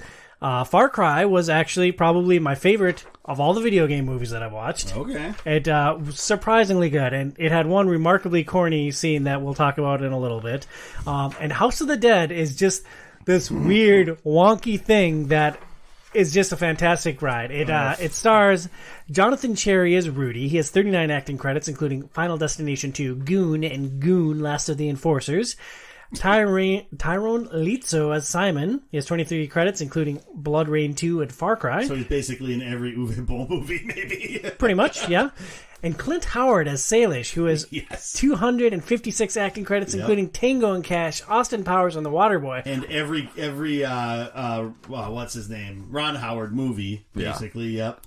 That's hilarious that Angelina Jolie had, 66? And Clint Howard has 256. I'd rather watch Clint Howard act. It's more enjoyable. Disagree vehemently. At least he puts something into it, and he's not just this, like... basically a moving silicone mannequin that's trying to emote. He does something with everything. I would watch Angelina Jolie emote as she makes toast. Yeah. You're surely watching her emote. Yeah, I'm sure about that. The basic plot for House of the Dead. A bunch of dumb young people are going to the rave of the year on a remote island. When a small group misses their boat, they hire a smuggler to deliver them to the party. Smart. Yeah. A bunch of chicks run around topless, and as an immortal Spanish dude murders everybody. This film has a Metacritic rating of 15, a total of 15 critical reviews, 2 mixed and 13 negative. Variety said whether this is good or bad depends on just how much 14-year-old boy you've got in you. All right, apparently I have a fair amount. Noted. Now it's making sense. Yeah. Tom enjoyed this. I don't want any 14-year-old boy in me. Oh. Cut that out for all time. Chicago Tribune unimaginatively recycles all the Teens in the Woods Gorefest conventions. And Entertainment Weekly said, to properly convey the jaw-dropping shoddiness of this video game-based horror, quotes, movie, quotes, one must approach what scientists call absolute stupid. A state previously thought to exist only under highly controlled laboratory conditions or at the highest levels of government. I love how they put movie in quotes. Like, the horror part, in quotes, is just... I would say the movie part... That is probably... I need to look up who that author was. That is one of my favorite and most accurate, like, movie critic lines ever. That is amazing. Pretty good. Casey, you have any history with either the game or with this film? I have no experience with either of these. Yeah, I'd played the game in the arcade a couple of times, and I had no idea this movie existed until Burns chose it as the film that he wanted to watch in this show. Yeah. Burns, what was your history with this franchise that made you decide that we should all watch this? So I've maybe, similar to you, have maybe played it a couple of times in the arcade. I always gravitated more to Time Crisis, which is a very similar game. And I do want to do one correction. I said Resident Evil is Konami. That's Capcom. I screwed that up. I knew it right after I said it, but I wanted to correct that now. But, so this movie has always been the first thing I think of whenever people would ask what would be one of the worst movies I've ever seen. Redneck Zombies. Yeah, this always jumped up to the top of the list. I maybe haven't seen that fine gem either. And this is coming from someone who watched a movie with copious amounts of boobies in it when he was in his early 20s. So for me to be able to see past that and still say that this movie is utter trash, that takes a lot. But I think I still stand by my original thoughts. 20-ish-year-old me was still pretty much spot on. Yeah, always 14-year-old me is going to love this film for all time. Casey, what stands out to you going back to House of the Dead? I just, after the credits, well, actually, I don't think I watched the credits, but like when the movie ended, I was expecting it to be like shot from an iPhone 3. That's the quality of this movie. I mean, it did have like a third of the budget of all of the movies that we've seen. Or most of the movies, because most of the movies had about the same, like, sort of range of budget. One of them was, like, super high budget. Tomb Raider was, like, huge budget. Probably half of that for Angelina Jolie. But it was, like, over $100 million was the budget for Tomb Raider. Alone in the Dark was $20 million for context. Okay, yeah, this was 12. And it made money. It made $15 million total. So there you go. So it was a successful film. Good. I definitely, on this watch, I definitely laughed a lot more than I did when I watched it back in the day.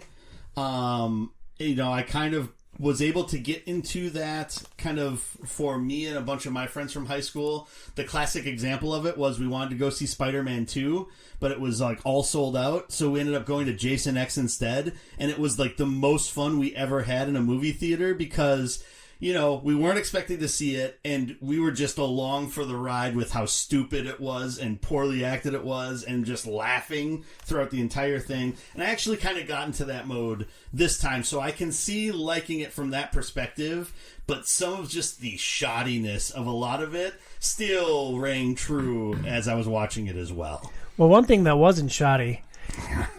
Liberty is the greatest character in American cinema. Liberty is awesome, and Liberty made this film for me. So it's basically Asian girl with pigtails that's wearing a red, white, and blue like spandex like suit, right? Mm-hmm. Basically, is the way to explain it. She is pretty. It's a funny character. I will give you that. Yeah, and she may or may not come up in the top 5 strengths and weaknesses of House of the Dead. Casey, the greatest strength of this film.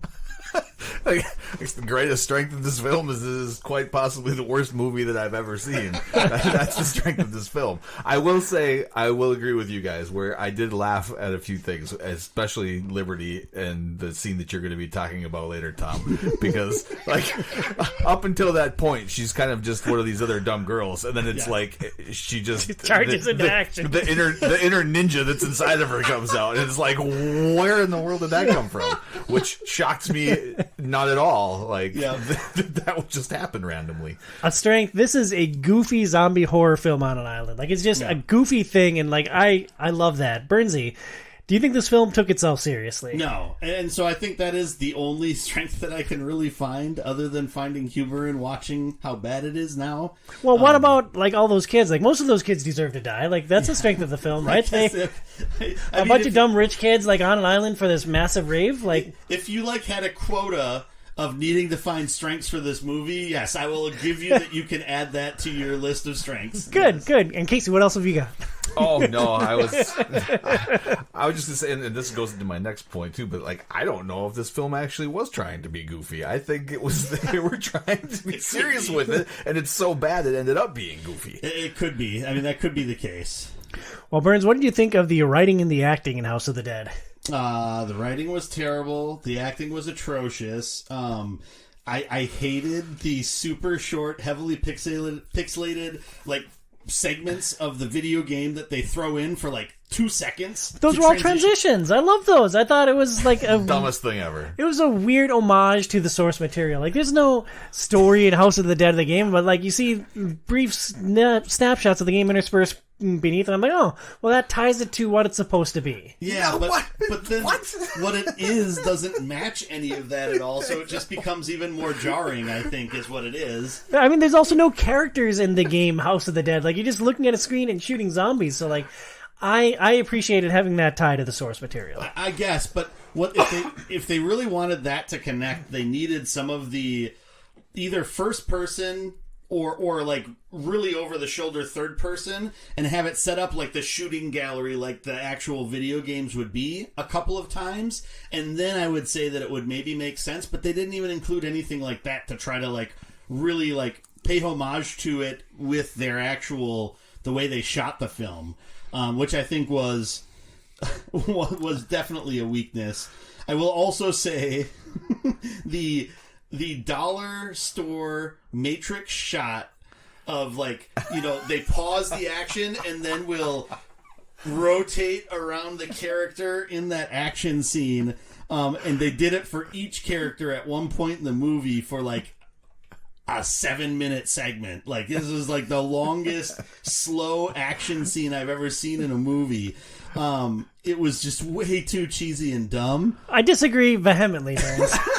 I thought that was awesome. It gave each one of the characters a brief moment, and then this weird, wonky, silly thing with all these forgettable characters. There's this big fight with the zombies where they're being overrun, and all these like dumb people that don't know how to fight are suddenly killing all these zombies around them, and they each get this tiny little vignette that highlights like their character and like gives them a brief moment that this is Liberty and she matters. This is Simon. This is I literally can't remember another name off this cast. But I also thought that moment was great. Like, I am at the exact opposite end of the spectrum as you. I just think it just looked super cheesy. It looked bad. You know, and maybe that's why I'm saying it didn't seem like they're taking it seriously, because nobody in their right mind could think this looks awesome. They could. It did look awesome. Uwe Boll sure could. I think it's like, I got my sweet iPhone. What can I do next, guys? Oh, hold on. Stand still, and I'm just going to run around you real quick. What happens? Wait a minute. I need another shot of zombie people running through the woods up on this hill, which there's only one hill evidently on the island because it's the same GD hill, and they just show zombies for some reason running past this hill over and over again. Like, film's expensive, dude. So, Brenzy, what would you say, what is your opinion of Uwe Boll overall as a filmmaker? I mean, he is a crap filmmaker making crappy films. That is, I think, mostly all he is. I haven't seen his entire filmography, but I've seen bits and pieces of enough. that is the case. I mean, I don't think he was dealt a great hand. Like, he found a niche where he could make some money, and he leaned into it, and, like, I have a lot of respect for him for making any kind of a profit off of these films. Like, thinking about the 2 decades that we've watched over the last 2 shows, with the exception of WarGames, like, we are so far from where we started with video game movies, and the fact that he was handed a dozen of these to make in, like, 8 years, like, yeah, they're not great movies, but I applaud him for finding consistent work in this niche and not being a one-and-done director doing a crappy video game. Everybody that does quantity over quality, cheers to you. This is for you. I did think that the cast was terrible in this film. I thought that overall it was very, very silly, and while I enjoyed the ride, I thought that was a weakness of the film. One observation that I had, there were a bunch of topless chicks in this movie, yes. And that's the first time that we've seen any nudity in any of the video game movies that we've discussed. And I just thought it was interesting to think about, like, what is the psychology or the reasoning or the economics behind nudity in films? It's probably how he made profit. I mean, did anyone like I went to see a video game movie and there were boobs in it, dude. I mean, boobs. Resident Evil definitely like toes the line very closely at like 8 instances with Mila Jovovich, but never quite goes all that way.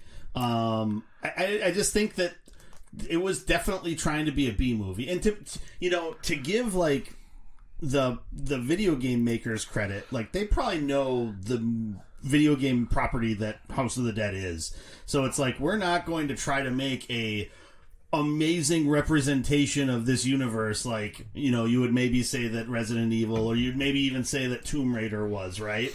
Because most people don't really give a crap about it. They'd throw in a few quarters and play our game and then walk away from it. So I can understand then, well, what are we going to get to try to draw people into this? Boobs. Yeah, well, thankfully Siskel and Ebert always had a comprehensive roundup of breasts in cinema. 2 nips way up. I think that's what they always say, right? Yeah, totally. Casey, you're excited to feel these nipples. Seen that movie too. Casey, is this a film that you enjoy in 2023? No, and I think... Is it because you hate fun? I don't think this was fun. I'd seriously... I mean, if they were trying to make it cheesy and campy and whatever, fantastic. You know what you need for this film? Maybe I completely missed the point. But this was like... When Joey and I enjoyed Street Fighter, I felt like Street Fighter was trying to make it fun and like just goofy. And, no, they were trying to be very serious in Street Fighter. I completely disagree on this. So like, we're just in disagreement on the 2 movies, and I guess on what they were, and that's why Street Fighter ended up getting ranked a little bit higher possibly than it should have last year. But there's no chance this is going to happen to this movie. No way. This is not the worst movie that we watched in this go-round.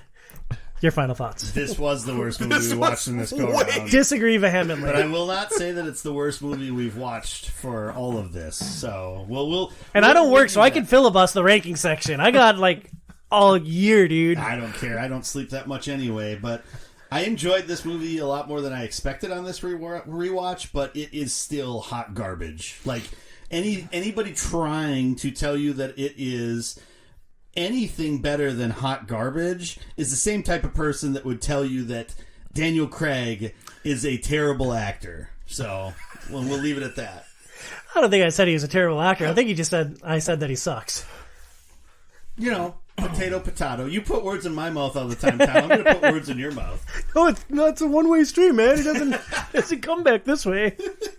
I acknowledge freely that this is not a good film, but I really enjoyed the ride. I think it's worth watching as a note that the connection between games and movies exists. Like, it's a silly thing. I think what you guys need for this film is to sit down, have a couple drinks, turn on the Tom and Terry, and just like listen to all my snarky comments, and it would really lift up the experience for you.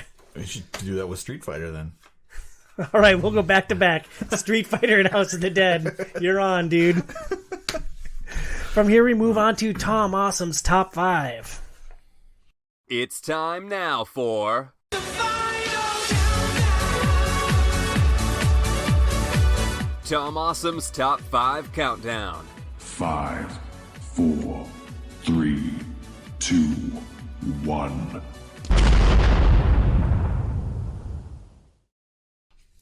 For our top 5 today, I'm going to break down the top 5 scenes in 2000s video game movies. I did a bunch of extra credit for the show.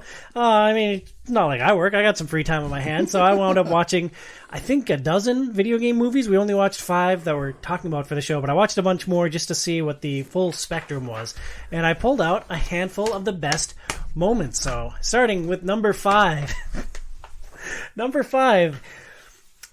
Meatloaf's vampire orgy in Blood Rain.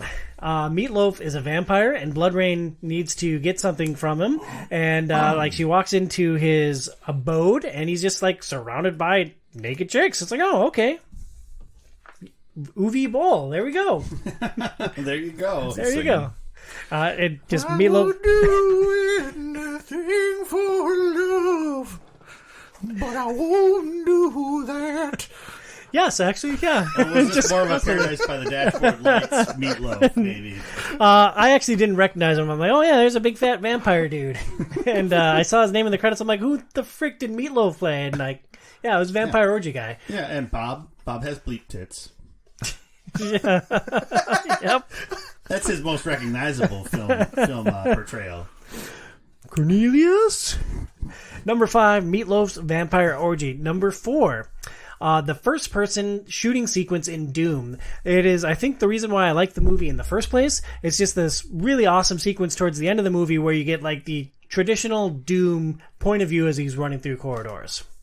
Yeah, I'd agree with that. I think that's really the only thing I could think of that would be like an iconic scene from any of the 2000s movies I've seen for video games. Yeah, well, you missed one important one on the list, but we'll get there. Apparently. Number 5, Meatloaf's Vampire Orgy. Number 4, the first-person shooting sequence in Doom. Number 3, the climax of DOA. Have either of you guys seen DOA? I have not. No. It's an interesting film. It follows... DOA is a fighting game franchise. Dead or Alive. Dead or Alive. Actual video game series. Yeah, there's a lot of women in it. It's been panned for being like hypersexualized. They actually made an offshoot game where the women just play volleyball in bikinis, and of course there's volleyball scenes in the movie. Yep. It follows 4 female protagonists who are all extremely attractive, but they're also very powerful and competent fighters, and it follows them through the whole film, and the climax is the 4 of them fighting this old white dude 4v1, and it's a really interesting blend of strength with sex appeal, and I loved how they blended those 4 characters together throughout the film. One of the characters, played by Jamie Presley, her dad is another character in the tournament, and he keeps like walking in on her in all these compromising situations with other women, so he thinks that she's a lesbian. It's just this running gag, and one of her friends really leans into it, and it's funny, it's got a lot of heart, it's got a lot of great fighting in it, but the climax is a series of powerful women, and it made me think of the scene in Endgame where Thanos is fighting all of the heroes, and all of the women in the Marvel Cinematic Universe just pop up for their big girl power moment, and like it always just kind of irritated me because it just seems so forced. Where DOA, like you're following these characters the whole time, and it feels very natural. Like of course they're having this strong, powerful moment at the end of the film because like they've been building up to it for the entire film. They didn't just like pop in, chop the dude's head off, and say, "Hooray, girls!" So DOA better than Endgame? Oh man, You heard it here. This is the person that later on is going to try to tell us that House of the Dead is better than any of these other movies. Let's just keep that in mind, folks. Yeah, probably not better than the whole film, but better than that scene for certain. Okay. Number 2. Number 2, the second best film in 2000s, or the second best scene in 2000s video game movies. House of the Dead. Liberty wades into the water with her knife. She's just met up with the other main characters, and one of them swims out to a boat, and all of a sudden there's these super fast swimming zombies, and they're like gonna kill this dude up on the boat, and Liberty, who's never met this person before, takes her knife and like has it up above her head, and she goes charging into the water in her big onesie, and it's like, oh, she is ready for action. It's like she's never met this person. Like I'm sure a knife and water against super fast swimming zombies is just gonna be like super effective, and like that was the moment that turned House of the Dead for me. It's like, oh, this movie is awesome. Wow. Recapping my list. Number 5, the Meatloaf Vampire Orgy. Number 4, the first-person sequence in Doom. Number 3, the climax of DOA. Number 2, Liberty wading into the water with her knife. Honorable mentions? The Name of the King was a legitimately terrible movie that was incredibly long. And there's one big fight scene. The bad guys are these like beast people called Kurds. They're basically Gamorreans, the pig dudes from Star Wars. Interesting. And so like they're fighting like all the humans in this big battle, and they start loading up these slingshots, giant slingshots, like man-sized slingshots, and they start hurling Kurds, and they hover like 2 feet off the ground, and they shoot like a mile. And they're just like skewering dudes on the way through. It's like, oh my god, this movie is horrible, and I want it to end now. But it just kept going and going and going. Also, from The Name of the King, I was struggling to fill out the list at first. So briefly in the top 5 was Jason Statham just kicking things. He does a lot of sweet kicks in that film. Like every fight scene, he kicks a bunch of dudes. And one more honorable mention, this time from Alone in the Dark.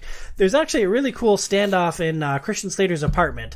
Like, he has been rivals with his government entity for most of the film, and like they come there to arrest him, and then they're all ambushed by these zombies and these creatures, and it's just a cool moment of them coming together and like everyone fighting against these zombies, and like this highly trained military unit struggles with 20 zombies that are just like running at them randomly from the dark. It's like, oh well, you guys should have maybe trained some at all. Well, you know, they needed to die though so that Christian Slater could be alone in the dark. Oh yeah, good point. All makes sense now. Plot armor. Yeah. Plot opposite of plot armor. It's like you have to be killed for the plot. Yeah. Plot Operation Human Shield. Sure. Yeah. All right. I couldn't come up with anything, so I can't knock you. Yeah. Appreciate it. Number 5, Meatloaf's Vampire Orgy. Number 4, the first-person sequence in Doom. Number 3, the climax of DOA. Number 2, Liberty and House of the Dead. The number 1 scene in video game movies. This comes from Far Cry. There is a scene. Far Cry mainly follows one ex-military dude who's now a boat captain and one hot reporter who's looking for her uncle who's trapped in the stronghold where they're making killer mutant soldiers. So the ex-military dude and the reporter are in this scene where they're being chased by all these military personnel. They drive a flaming Jeep off a cliff, plunge into the ocean. All right, so they're wet. All right? They're wet. It's cold. It's night. They find this cabin. They break in. And then there's just this most incredibly awkward and quickly escalating scene. They're in these wet clothes, so they have to strip down, right? So the chick is super modest and, like, wants him to turn around, and, like, she jumps under the covers. And, like, he takes off his clothes. And, like, he's like, you know, in the military, sometimes when it's really cold, we have to share body heat. Do you mind if I come in? And so, like, he gets under the covers, and, like, there's a shot of him looking at her and a shot of her looking at him, and then, like, a couple more awkward things. And then he's like, well, you know, it'd really be better if, like, we were together to conserve body heat. And she's like spooning? He's like, yeah, I guess you could call it that. And then 2 seconds later, they're making out. Of course. 2 seconds later, the scene is over. They're walking down the street in the daylight, and literally the next thing he says, 10 seconds after the start of this awkward scene, so how was I last night? Wow. It was... What a great movie. It was just jaw-dropping. It was just a hilarious moment. Far Cry is actually a pretty legitimate, like, 80s army movie. It was a fun ride. So you said top 5 scenes. You didn't say top 5, like, best scenes. These are just the top 5 scenes. The best scenes. So the top 5 scenes that came to Tom's mind. So then it makes sense in that context, and I think we're good. Burns, your words are hurtful. Oh, so what's the top 5 scenes that came to your mind across these films, Burns? I don't know. They were, like, so unmemorable that I couldn't really think of many, other than the first-person sequence in Doom was legitimately pretty great. And Liberty. And I remembered like the Mila Jovovich wall running, kicking the dog in the head type of thing. That was the only other thing that, like, stood out to me out of everything, I would say. I thought when I was reading through this and which ones you had on there, the one that actually came to my mind was Angelina Jolie in the acrobatic scene the in the pajama mansion. fight scene. Yeah, that was the only one that popped into my mind, and that we kind of talked about that earlier, and how that's a pretty good. For scene. some reason, the most memorable scene of that movie is Daniel Craig dying and undying over and over. Even though it only really happens once in the movie, I just remember it being like on repeat for some reason. So Why? I don't know. If it's, Okay. I don't know if it's like if I watched some stupid like YouTube video where they did that for some reason. I don't know, but I don't know. That's the only. Did he actually die in that film? Well, because he died and then she reverses time and she brings brings him him back, back, yeah. right? Yeah. Grabs a knife and twists it. Yeah. Well, those were the top 5 iconic scenes in 2000s video game movies. Burns. I think she could have done a better job when she twisted that knife around too. It like hits him like in the upper shoulder, like definitely not like a mortal wound or anything like that. I don't know. She should have been better. She's supposed to like get out a laser pointer and like, all right, this is where it's going. just tilt it a little bit more like chest level. I don't know. She had all the time in the world because it didn't stop until she let go. So She should have just like moved him, I guess, not the knife. Maybe she should have just like grabbed him, dragged him into it. stuck him right in the front of it. Perfect. Next up, we are going to discuss Doom, released in 2005. Oh man, I should have practiced this one. Directed by Andrzej Bartkowiak. Close enough. I think it's usually just Andre. Andrzej Probably Bart Koviak. Bartkowiak. Thank you to my friends who know how to read. Primarily a cinematic. Cinematic hour. I'll just draw pictures for the rest of the podcast. Burns, you got hosting duties, so He's primarily a cinematographer. See, I can't even say it. yeah, it's hard, right? See, I made you feel better. Yeah, dude has 11 directing credits. He has 41 cinematographer credits. His debut film was Romeo Must Die in I think 2000. it's Romeo Must Die. All right. No, just kidding. He also did the timeless classic The Legend of Chun-Li. This film stars Carl Urban as John Grimm. He has 53 acting credits, including Hercules and Xena, Ghost Ship, Dread, and the Sea Beast. That covers pretty much everything, right? Star Wars. Or Star Trek, excuse me. Star Trek. He's Bones in the new Star Trek movies. And then he's No, I got all the big ones, yeah. He's the Butcher in the Boys. in The Boys. I thought it was a pretty funny joke. Yeah, of course, he was in The Lord of the Rings, too. Yeah, a lot of stuff. He was in The Lord of the Rings? Yeah, he was one of the horse dudes. He was one of the prominent horse One dudes. of the Rohirrim. He was a centaur? Not literal horse hyphen dude. Not Eowyn, but like, is it Eowyn's brother, Eomer? Eomer. Eomer? Yeah. Yeah. Yeah, no, he's a real prominent writer of Rohan. Got it. Rosamund Pike as Samantha Grimm. She has 60 credits, including Foyle's War, Die Another Day. She was a Bond girl. The Big Year, The World's End, Jack Reacher, and Wheel of Time. And also Gone Girl. If you've seen that movie, right? Isn't that Gone Girl? Yeah. The one with Ben Affleck? Ben Affleck. Yeah. That's Yeah. I couldn't think That's of Ben probably, even though that might not have showed up in like the top 4, like that's probably her most recognizable. I mean, that was her biggest starring role, I would say. She's like creepy in that movie. Yeah? Yeah. Oh. This is a good movie. I would highly recommend that. Gone Girl. Don't watch it with the kids, though. That's- Yeah, I don't really watch a lot of movies with them that aren't animated. Also featuring Dwayne Johnson as Sarge with 100 acting credits, including WWE SmackDown, Jumanji, and The Mummy Returns. So that's a question. Would Jumanji, the new Jumanji movies, would those qualify as video game movies? I mean, Jumanji is a board game. But in the... Because have you seen the new ones? Because the new ones, it's a video game Yeah. in that. Yeah, I guess I have about a year to figure that out. Okay. Because that... I mean, yeah. I don't know. Well, yeah. Yeah. We'll think. Hey, thanks for complicating things, Burns. Yeah, totally. Yeah. Just something to think about there, huh? In Doom, Space Marines are sent to investigate strange events at a research facility on Mars, but find themselves at the mercy of genetically enhanced killing machines. This film, like most of the others, has a Metacritic rating of 34, with 1 positive review, 13 mixed, and 14 negatives. USA Today wrote, for a big screen disposable, Doom has a few jolts, a few good laughs, and attractive female lewd female. female lead, to whom you want to say, what's a nice girl like you doing on a Mars like this? Entertainment Weekly. By hewing close to James Cameron's Aliens playbook, Doom manages to escape the game-to-movie curse that afflicted Resident Evil, House of the Dead, and, well, every other movie based on a game. New York Post, basically a deadly dull rehash of Resident Evil, which in turn was a third-generation clone of Aliens. I don't see that at all, but... Yeah, reviewer that was paid for their words. Burns a year history with Doom.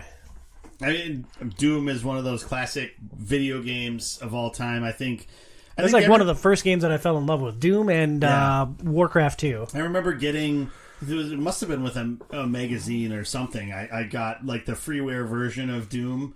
You know, when they gave you the first chapter of the game, which was like still 15 levels. It was really all you really needed, and then you could like enter a code online to buy the other two kind of thing. Wolfenstein 3D is still like what I always preferred, but Doom, you know, definitely is a classic and the progenitor of a genre with first-person shooters and everything like that. I actually don't think I'd ever seen this full movie before. I'd seen scenes from it before, but I actually don't think I'd ever actually watched all of Doom. So this was the only one out of these 5 movies that I hadn't watched before. Yeah, very similar. I've seen, I think, the last 30 minutes of it. So I saw like the where it switches to first person and then goes back. Yeah. I saw all that, and I remember when I rewatched it, I'm like, oh yeah, I've seen all this again. But I have no experience playing any of the Doom games. You didn't play the games? Like, they were all over our high school, dude. I remember playing it in the wood shop. Yeah, never played it. What? I know. Yeah. Should we like go stop the show and like go fire up the Xbox right now? And he's never played video games, so I don't know why you're surprised, Tom. I mean, that's a funny joke and all, but Doom, dude. I know. I've never played Doom, like any of them. Wild, right? Tom is like just dumbfounded. Yeah, he's stun-locked like a guy who hasn't seen like 1,000 movies that he should see. Shocked that the guy hasn't played Doom. Yeah. I mean, come on, Blade Runner's all fun and fine and great and everything, and I'll watch it eventually. But you haven't played Doom? I'd say I'm right at that side of the equation. I am truly flabbergasted. Like, truly. I love the game. Played it everywhere, forever. I watched the movie within years of it coming out. I actually enjoyed it. I'm like, oh, it's a good video game movie. And so I bought it, and then I didn't watch it again for 15 years until we were doing the show. That's funny. Yeah, and watching it again, what stands out to me, it's not terrible. It's very alien. Like, I caught that in a couple of the different review snippets. Like, they're running around these corridors in space with a big name cast. All right. Yeah. Cool. I definitely picked up on the Aliens vibes, too. That was, like, one of the first things I thought of when you have the scene where they're all waiting to go on shore leave or whatever, and then it's like, nope, it's canceled, The Rock says. And then they're like, all right, let's strap on and let's get out there. That's not exactly what he said. Maybe a different movie. But he said something like that. Close enough. Yeah, I absolutely agree. And I remember as I was watching it, thinking like, it's specifically like the corridor scenes when they're going through and they're like, kind of like scanning with their weapons. They don't have the hand scanner like making the noise and everything. But I'm like, could be easily an Alien movie. And then that was before I saw the critics compare it to Aliens, and then Tom compared it to Aliens. So yeah, everybody's obviously on the same page with that one. Yeah, and I think like in today's age, like as far as where Rock is now in his career, I think that if this script came out now, he would probably turn it down. I don't know. I mean, it wasn't that long ago he made that dumb movie with the semis. Dumb movie with the semis. It was like an action film where he and a young semi driver had to drive semis to do something. I swear to God, it's a Rock film. I saw it in the theater and it was terrible. I have no idea what you're talking about. You sure that was The Rock and it wasn't Sylvester Stallone and it wasn't over the top and he was actually doing arm wrestling with people a lot? Yeah, pretty sure. Okay. I'm just curious. Talk amongst yourselves. I'm looking up The Rock's IMDb to figure out what the heck you're talking about. somewhere between 2008 and today. One thing I will say about this that also struck me is I thought the graphics were super solid. I think this was one of the better examples of, especially with all of the CGI-esque creatures that they had. And some of them were like complete CGI. I don't know if some of them were like touched up practical effects, but I think they all did a fantastic job of creating those. And I guess I don't know. I was going to look into it, but I never did. I don't know if like id actually helped with doing any of the CGI with this movie, because I could have seen that maybe being the case. Yeah, that would have been interesting to know. And I agree. Like the effects definitely weren't bad, and nothing in this film super stood out to me. So I wasn't blown away when I first saw The Matrix. Like, wow, these effects are awesome. Right. But there definitely wasn't anything bad with it. Would you consider that one of the highest strengths of the film? I think that's up there. I also, like, the biggest thing I walked away from this, and I was already like a Carl Urban fan to some extent, but I don't know. I just really enjoy like him in these types of movies. I think he has like the right kind of charisma that matches up to doing things like this. I really need to see Dredd now. That's like a movie I haven't seen yet that I've heard a lot of people say that is like the best like Dredd, like Judge Dredd movie. And so I really want to check that out now too. But I thought he was a really good aspect of this movie. Oh man, we'll have to do a Dredd show. That would be great. Any luck there, Mr. Google? No, nothing. No, I'm only on G.I. Joe Retaliation in 2013. Oh, that was what it was. Still scanning. He was in Transformers. Was he with Optimus Prime? Is that the semi that you're talking about? Nope, not the semi I was talking about. Rock has the touch. Bum, bum. Rock has the power. Doom was a very masculine franchise, and so I thought it was interesting that Rosamund Pike had such a heavy focus in this film. I lovingly called her Dr. Boobs because like her shirt was incredibly skin tight, and like, yeah, she looks like just like any scientist that I've ever seen walking around on planet Earth. She's like that in a lot of movies. I should watch more Rosamund Pike films. You should, like, especially in that time frame. What's the Tom Cruise movie that she's in? And she's like Mission Impossible? No, Minority Report? Jack Reacher. Oh yeah, she's in the very first Jack Reacher, and like it's the same thing. Like she's a lawyer, and she's like just walking around with like this tight shirt with like it's like, hey, gotta win the cases somehow. Gotta flaunt them. I thought she was good. It was a pretty good cast. I loved the first-person sequence. I mentioned it in my top 5. That was a major selling point in this film and one of the reasons that I originally wanted to own it. And I also thought it had the most unique character out of any of these films that we watched. As much as I loved Liberty, the sleazy dude in Doom is the character that sticks with me the most. Because, like, you love to hate him, but he's a character that stuck with me, which I cannot say about any of the other films. What was it about him that stuck with you? Just everything about him was just like set my hair on edge, and like he was just creepy, this vile, creepy creature that was like on the team of good guys, and like you know that he's not a good guy, but it's like, is it within? How do you define the morality in that? Is it like good within terms of military dudes, or like good as a? I don't know. I was watching him the whole film. I'm like, man, what is this freaky dude gonna do next? So, was he the most evil of the Marines, or was not by Sarge the end of the film, but the most evil of the Marines, just in totality? Sarge was following orders. That was his motivation, right? Like he was supposed to shut everything down and like make sure that nothing escaped. So like, in very black and white terms, I can.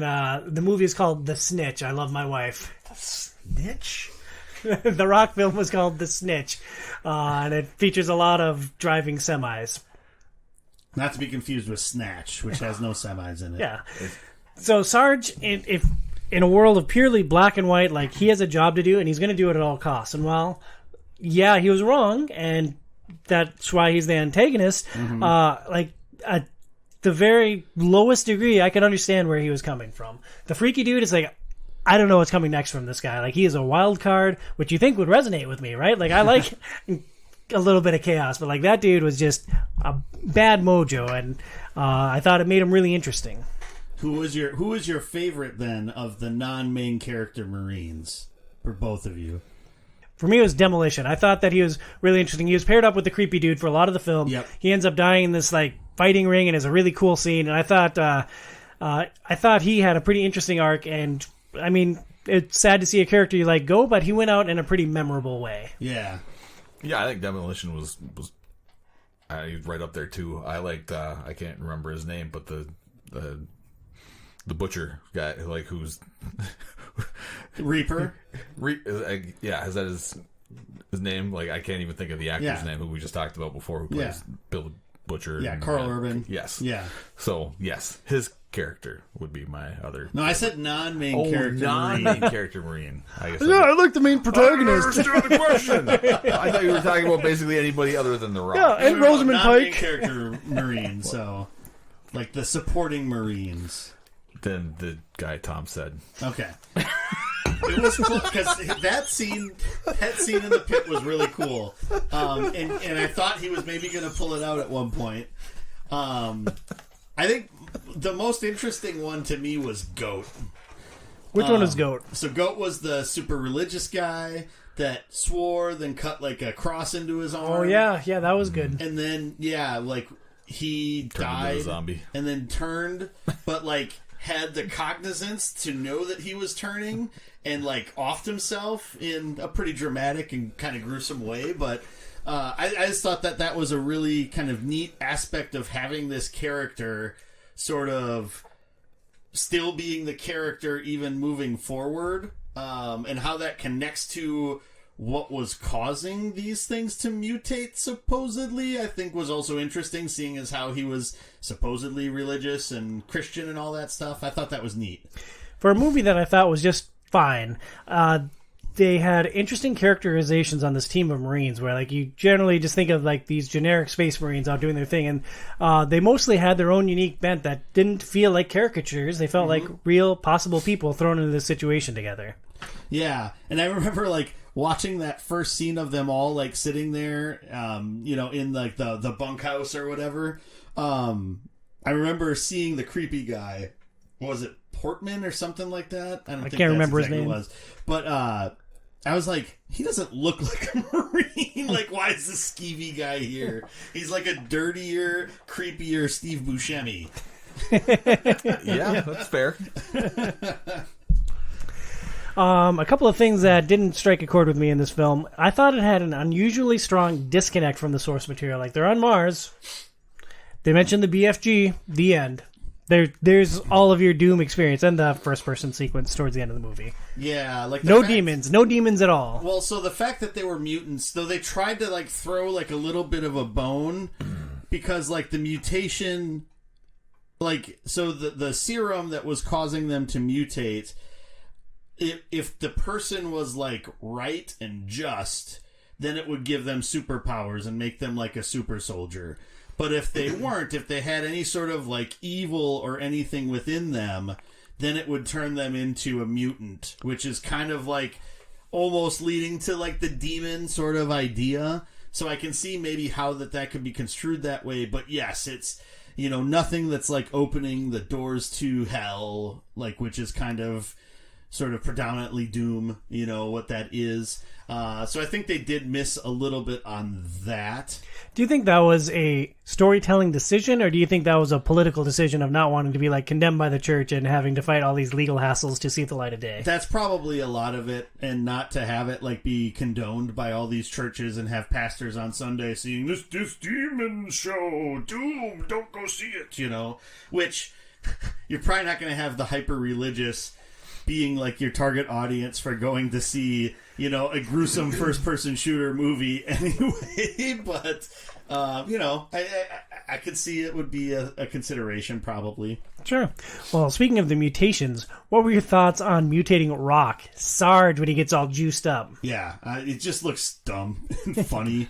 It's like... I like how it was like a slow transition over to it, but it just ended up looking just weird and goofy too much. So yeah, agreed. Yeah. What about Duke?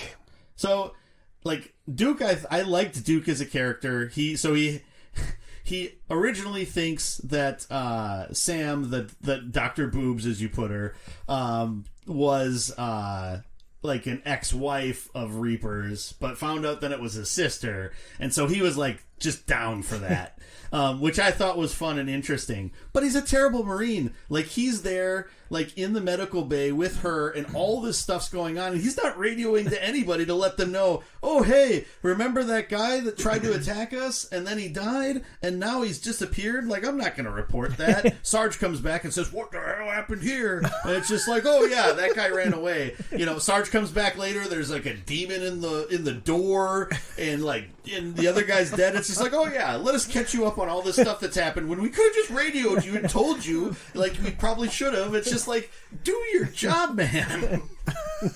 Like, everybody else is radioing whenever they see something, anything, and Duke's just like, oh, yeah, well, all this stuff's happening, but what do you think about this chick, huh? Staring at boobs. Yep. You know, laying on top of her on the floor for a little bit after saving her life. Kinda, yeah. Well, no, he was mostly running for his life. Yeah, she saved him. Ended up on top of her, but yeah. Yeah, she's the hero. Yeah. Yep. Bernsey, is this a film that you enjoy in 2023? I actually enjoyed it a lot. Lots of the acting and the Space Marines and the interactions of them, I think, was fun to follow. So I don't know. I think it was admirable. Like, I think it did a good job of being like an Aliens-like experience. So Pat, you should check it out, even if you've never played Doom. I bet you Doom's probably out on the Wii, right? So definitely. Yeah, Pat's played it. So you should definitely check out Doom, I think. Yeah. It scratched that itch for you. Yeah. Casey, is this a film that you enjoy in 2023? I didn't think it was as bad as I thought it would be. And I'm glad I got to see the whole movie instead of just the ending. So I'm glad it was on our list. Yeah, I mean, you could have teamed up with Brian. He could have watched the opening credits. You could have watched the last 5 minutes, and sure, could have had a discussion about it. I read the Cliff Notes. I read the synopsis. It's apparently about mutants on Mars. Yeah. It sounds pretty interesting. Liked the Mars and the mutants. I didn't think this film was bad either. I'm probably never going to watch it again. I've owned it for a long time on DVD, and it's like, I think I'm ready to let this film go. It's like, yeah, it wasn't bad, but like, I don't know if I'll ever fire it up again. I could see myself watching it again if I was in the right mindset or wanted to try to see that. I mean, it was the most accessible of all of them to watch because it was actually on Prime for free. So if you have Prime, like, you could actually watch it. Whereas all the other ones, it seemed like you had to, you know, find some other means to try to track things down. So you could have borrowed my copy. I own it. Yeah, it was free on Prime. It was easy. Yeah, but I could have been like, boop. Yeah. Here you go. Then I'd have to, like, connect my DVD player to my TV. Oh, I didn't offer it to you, dude. Or I think... What's going on with your eye? Do you have pink eye? No, it's very Something's itchy. in it? Yeah. Do you want Joey to spit in it? Would that help? No, I think it started yesterday when we were... Yep, definitely pink eye. No, we were... Doing the Logan doing venison, like making like hamburger and stuff up at deer camp, and I'm pretty sure I touched like something in my eye, and it's just been irritated ever since. E. coli in your eye? Yeah. E. coli? Oh. Yes, I got chronic wasting disease in my eye. CWD? Yeah, speaking of things that'll kill you if you consume them too frequently, Max Payne. Max Payne, the most recent of these films, released in 2008. It was directed by John Moore. He has 8 directing credits: Behind Enemy Lines, Flight of the Phoenix, and A Good Day to Die Hard. I haven't seen any of those films. I gotta look it up now. Behind Enemy Lines is a fantastic movie. Yeah, that's Owen Wilson in like a serious action role, right? Yeah. Yep, that's a good movie. And I don't think I've seen A Good Day to Die Hard. I would have assumed that you had, given your penchant for movies and for action. And I've seen all the other Die Hard movies, but I don't think I've seen that one. It was written by Bo Thorne and Sam Lake. Thorne, it's his only writing credit. That's a great sign.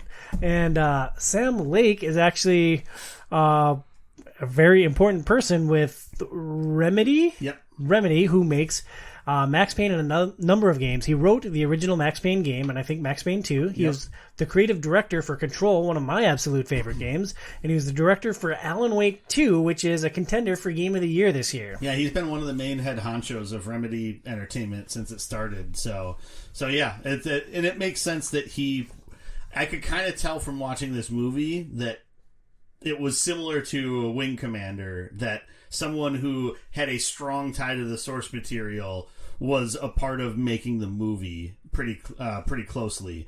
And I will go back to that. You should never watch A Good Day to Die Hard. It is an abomination. It's terrible. All right. It is the fifth and final Die Hard movie, and it is not worth it.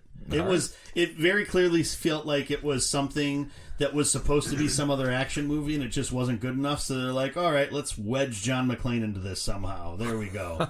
So it was pretty terrible. I was disappointed. Yeah, just like Max Payne, starring Mark Wahlberg, Mila Kunis, and Beau Bridges. I didn't write down their acting credits because it's an A-list cast, right? Like, everyone knows who all three of those actors are, right?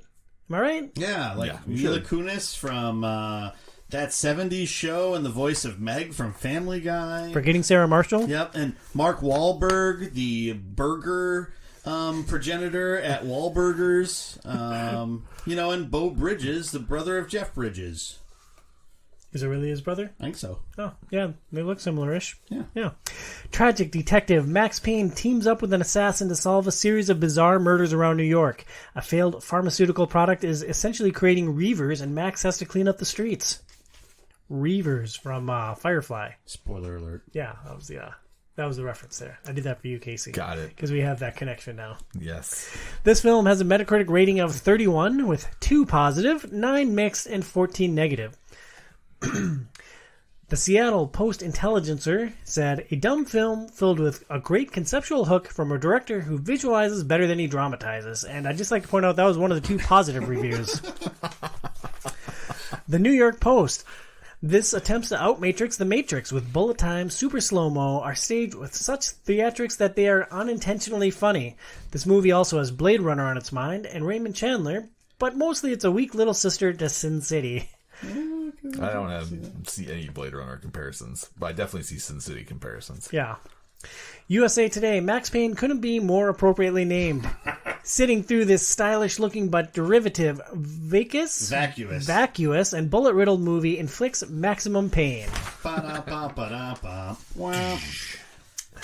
I had never played a Max Payne game. I'd never watched a movie. Casey, same boat? Same boat. No history with either. Yeah, I played the first game for sure when it came out on PlayStation 2.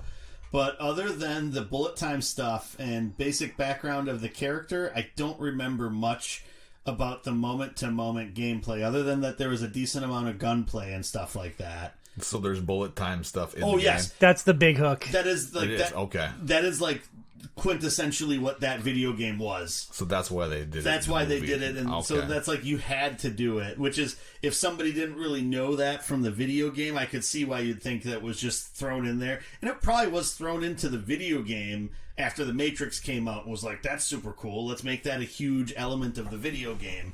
So yeah, that is why it was included. That makes more sense now, for sure. What stands out viewing this film for the first time for Casey and me, and for the first time in a long time for Bernsey? I thought there were some cool noir shots. Like, there were a couple of cinematographic...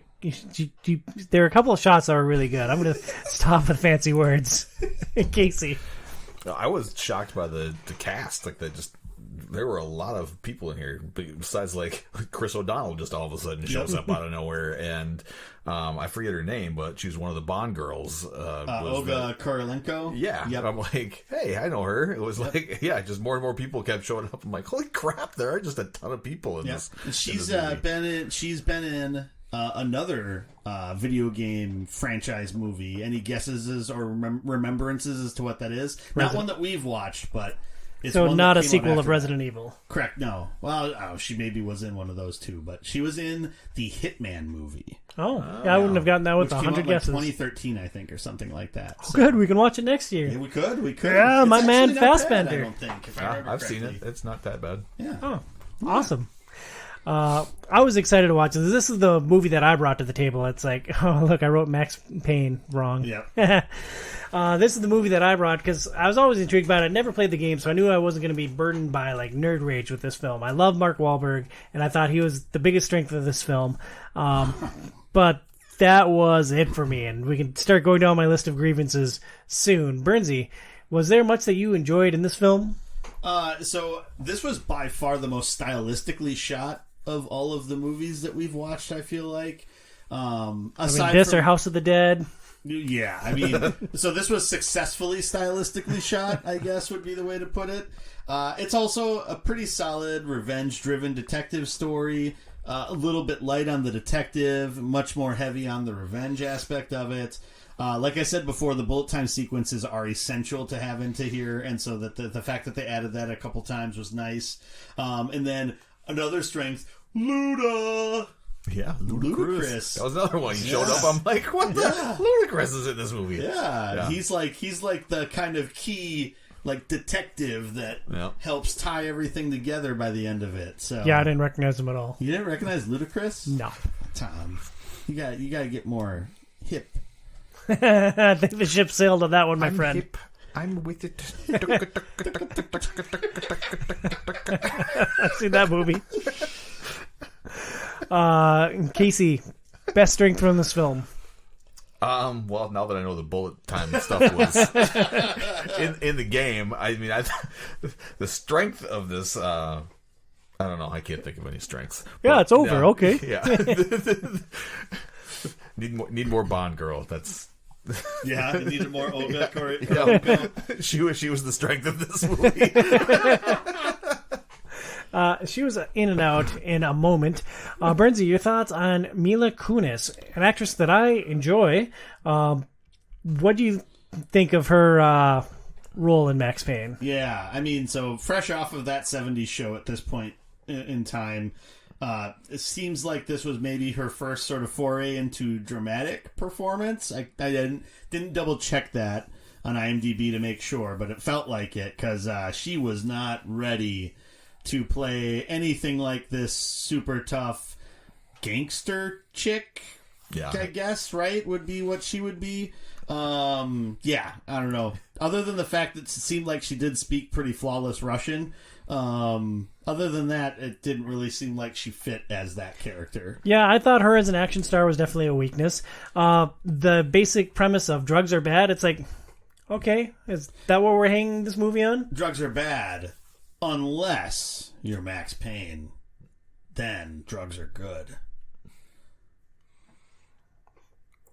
Okay. Well, because at the end, he's freezing after getting out of the water, and then he drinks it, and then he's like, oh, he's glowing.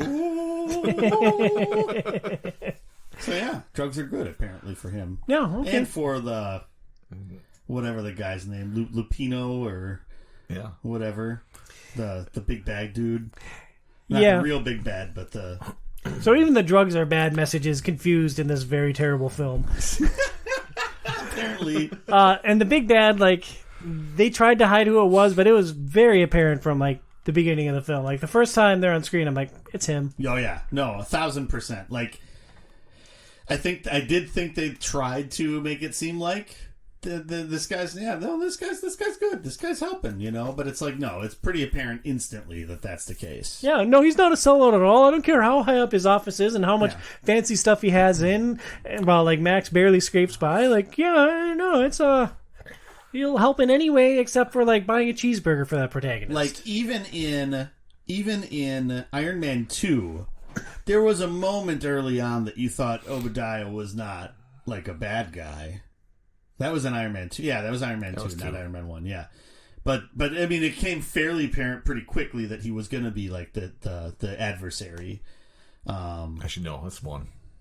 Was it 1? Yep. Yeah, because he comes back from... Yep. Yeah. Yeah. Because 2 was Whiplash. Yep. Yeah. We have the same brain, my friend. Yeah. What does that say about you, Birdsey? Whiplash ruined the Grand Prix there almost as bad as Las Vegas ruined their Grand Prix. Oh. Topical humor for you all. Casey, was this a film that you enjoyed in 2023? Not really. I mean, it wasn't good, unfortunately. I wanted it to be good. For all the people that were in it should have been good, but... It's funny, everything I've said about this film has been negative, but the initial impression that I wrote down after watching the film was, yes, it's a bad movie. It is a bad film, but overall I enjoyed the ride. So there were some cool shots, and just watching Max do his thing, it's all right, well, I guess I don't need that 90 minutes of my life back. It was fun to watch, but it did get a little long. And all of these, every single one of these movies, I think, except for House of the Dead, were an hour and 40 minutes long. And this felt long by the end of it. You say that, and it's funny because I was watching it on just like some bootleg site that I found it on, and the first stream that I found, for some reason, said it was 3 hours and 42 minutes long. And I'm like, what in the world? And thankfully it was kind of glitchy, so I don't know, like what, if it would have taken that long, if I'd have kept watching it, it probably would have. So I found another one, and it was like an hour and 42, and it was like, okay, thank God. I can't even imagine. So where does it end up on the scrolling test, Casey? Like, it's 11:47 on a Friday night. The kids are asleep. You're scrolling through the channels. It's like Tomb Raider, House of the Dead, Street Fighter, and then you come to Max Payne. I'm definitely skipping Max Payne and going to one of the other ones, or I'm going to watch something on the Discovery Channel instead. Okay, yeah. So I have a hypothesis that I need to weigh out here, okay? So I'm going to say, in the hotness scale, you're going to put Angelina Jolie first, Mila Jovovich second, Mila Kunis third then. Because it seems like the movies that he stops on more often, he's got you figured out, dude. Yeah. Interesting. I mean, I don't Apparently think it's Asian because chicks of do that, nothing for but him. maybe subconsciously it is. Oh, man. Yeah, that's probably right. There you go. Where's Doom fit into that then? Would you stop on Doom less often than Tomb Raider, but more often than Resident Evil? No, I gotta hope Jack Reacher's on so I can get my... Because Jack Reacher's a much better movie than Doom, and it has the same hotness in it. So more into lawyers than scientists. We got it. Okay. Yeah. We figured him out. And Bernsey? So this is the movie out of all of these that's probably stayed like as true to the source material as possible, at least as far as I can remember anyway. Except for the fact that it doesn't have nearly as much action as the game does in the first half. But that was probably actually a detriment to it. Kind of like how like the Zack Snyder Watchmen movie. If you're not a fan of like the Watchmen graphic novel, like he's like way too like true to the graphic novel in that. I think this is kind of the same type of thing where they try to make it too much like the video game and forget that they're trying to make an entertaining movie. I will say, like, when he finally takes the drugs and like comes out, and that action sequence after that, I was like, yeah, now we're talking. Because everything I kind of building up to that was just really slow, and then it just like unleashed, and it was it's all right, that was cool. The first half of the movie, there's like so little action, if any, and then all of a sudden it's just like, oh hey, he finally is starting to get the answers that he wants, and then nonstop action from here on out, kind of, you know. So it was interesting, a little imbalanced in that from that perspective, but For me, it's goodbye forever Max Payne, because like I don't imagine that I can play the games. I would be interested in playing the original Max Payne as a piece of like video game history, but I don't know if I can find it anywhere, and if not, like sayonara, it's Max. one of those that's so like it's such like a fan favorite. At some point, there will be some remaster of it or remake of it. I would guarantee, especially with as well as Remedy's doing right now. You know, with, Control popping off like it did and Alan Wake 2 being as popular as it is, I could see them jumping back to their roots. The only thing is it's a little tricky because I think Rockstar published Max Payne, and so there's some trickiness as to who owns the IP for it or not. So that would be the only kind of hang up there, but I could see it coming back at some point in some way. I mean, that'd be nice. It's a 20-year-old game, like... Lots of worse games have been remade. That is true. That is definitely true. Well, that is our discussion on the 5 video game movies that we've watched. Now we're going to spend the next 40-ish minutes ranking all the video game movies that we've watched over the last 3 shows. It's important to keep it in that time frame so that this show can also go up on YouTube. I don't think it's going to take that long. Awesome. So here are where our rankings stand going into this. The 80s and 90s video game movies ranked from 1 to 9 are number 1, WarGames. Number 2, Super Mario. Number 3, Wing Commander. Number 4, The Last Starfighter. Number 5, Street Fighter. Number 6, Mortal Kombat. Number 7, Double Dragon. Number 8, Tron. And number 9, Mortal Kombat Annihilation. So the movies that we're going to add to that list are, in chronological order, are Tomb Raider, Resident Evil, House of the Dead, Doom, and Max Payne. So one question. Does the previous list have to stay in the exact order that it was? Oh yeah, they're locked in for all time. Okay, Vince. I just wanted to make sure that we had that set so that there couldn't be some shenanigans where something gets elevated or dropped. No, there will be no bargaining with Street Fighter. Street Fighter is forever locked in between the last Starfighter and Mortal Kombat. That's fine. So let's start by picking the worst of the movies that we watched in this year. And to me, it's clear, and then where it fits in that list of the previous games. So where does Max Payne fit amongst the other movies on the list? Well, we have to talk about House of the Dead first. But Max Payne was the worst. No. Max Payne was bad, but it was not the worst. It was second worst behind House of the Dead, is by far the worst. The redeeming quality of Max Payne was that it had some cool shots. Yes. And that's like the high of the film. House of the Dead had some weird, wonky, fun moments. So House of the Dead, the redeeming factor of House of the Dead was it was so bad that it like made you crazy and then like the movie. It's like this is like the example of Stockholm syndrome is basically what liking House of the Dead is. It's just like I'm locked in here. I'm just gonna like enjoy it because this movie has to have my attention for an hour and a half. I think that's a really good point right there. It's beaten me senseless. I might as well like it. Liberty at least is interesting looking. Oh yeah, she was interesting acting. $1,000,000%. No, I meant like just the aesthetic is wonky. If that was anything other than like an Asian girl with pigtails in a spandex American flag onesie, like, she wouldn't have been nearly as interesting. So it was like the character design ended up putting that character over the edge. You also have the super fast swimming zombies. There's the harbor master who's chasing the smuggler out to sea. It ends up trying to save all the kids on the island. Like, there's a lot of good stuff in that film. You're not going to convince us, Tom. I know, but I'm trying so hard. It was a valiant effort. All right, so you guys are wrong. Let it be stated. House of the Dead is not the worst film that we watched, but 2 versus 1. So we slide it right above Street Fighter then, in between Street Fighter and The Last Starfighter? No. So let's start with how this needs to be. Mortal Kombat Annihilation is definitely number 14. Agreed. Even though I've said House of the Dead is the worst movie of all time, comparing it to Mortal Kombat Annihilation, that is not the case. Yep, I did the same thing. I was like... At least House of the Dead was a finished movie. Like, it was a bad movie. That was Yes. exactly my point when I was doing this. Is like, Mortal Kombat Annihilation was so bad, even they didn't want to finish it. That's how bad it was. Let's just shove it out. They'll still go. And I'm going to pull the executive card here. I am not putting House of the Dead below Tron. I am not putting House of the Dead below Tron. It's hard because Tron is definitely much more iconic, much more well-known.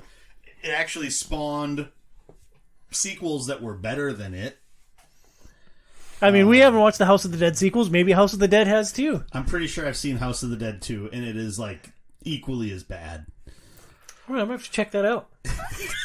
Doesn't have liberty. Oh, yeah, she died. Yeah, she died. Spoiler. Sorry, guys. She can't come back as a zombie. She could. Evidently, somehow Rain comes back, according to Tom, which I don't remember. I've seen a lot of the other Resident Evil movies, and I don't remember her in any of those movies.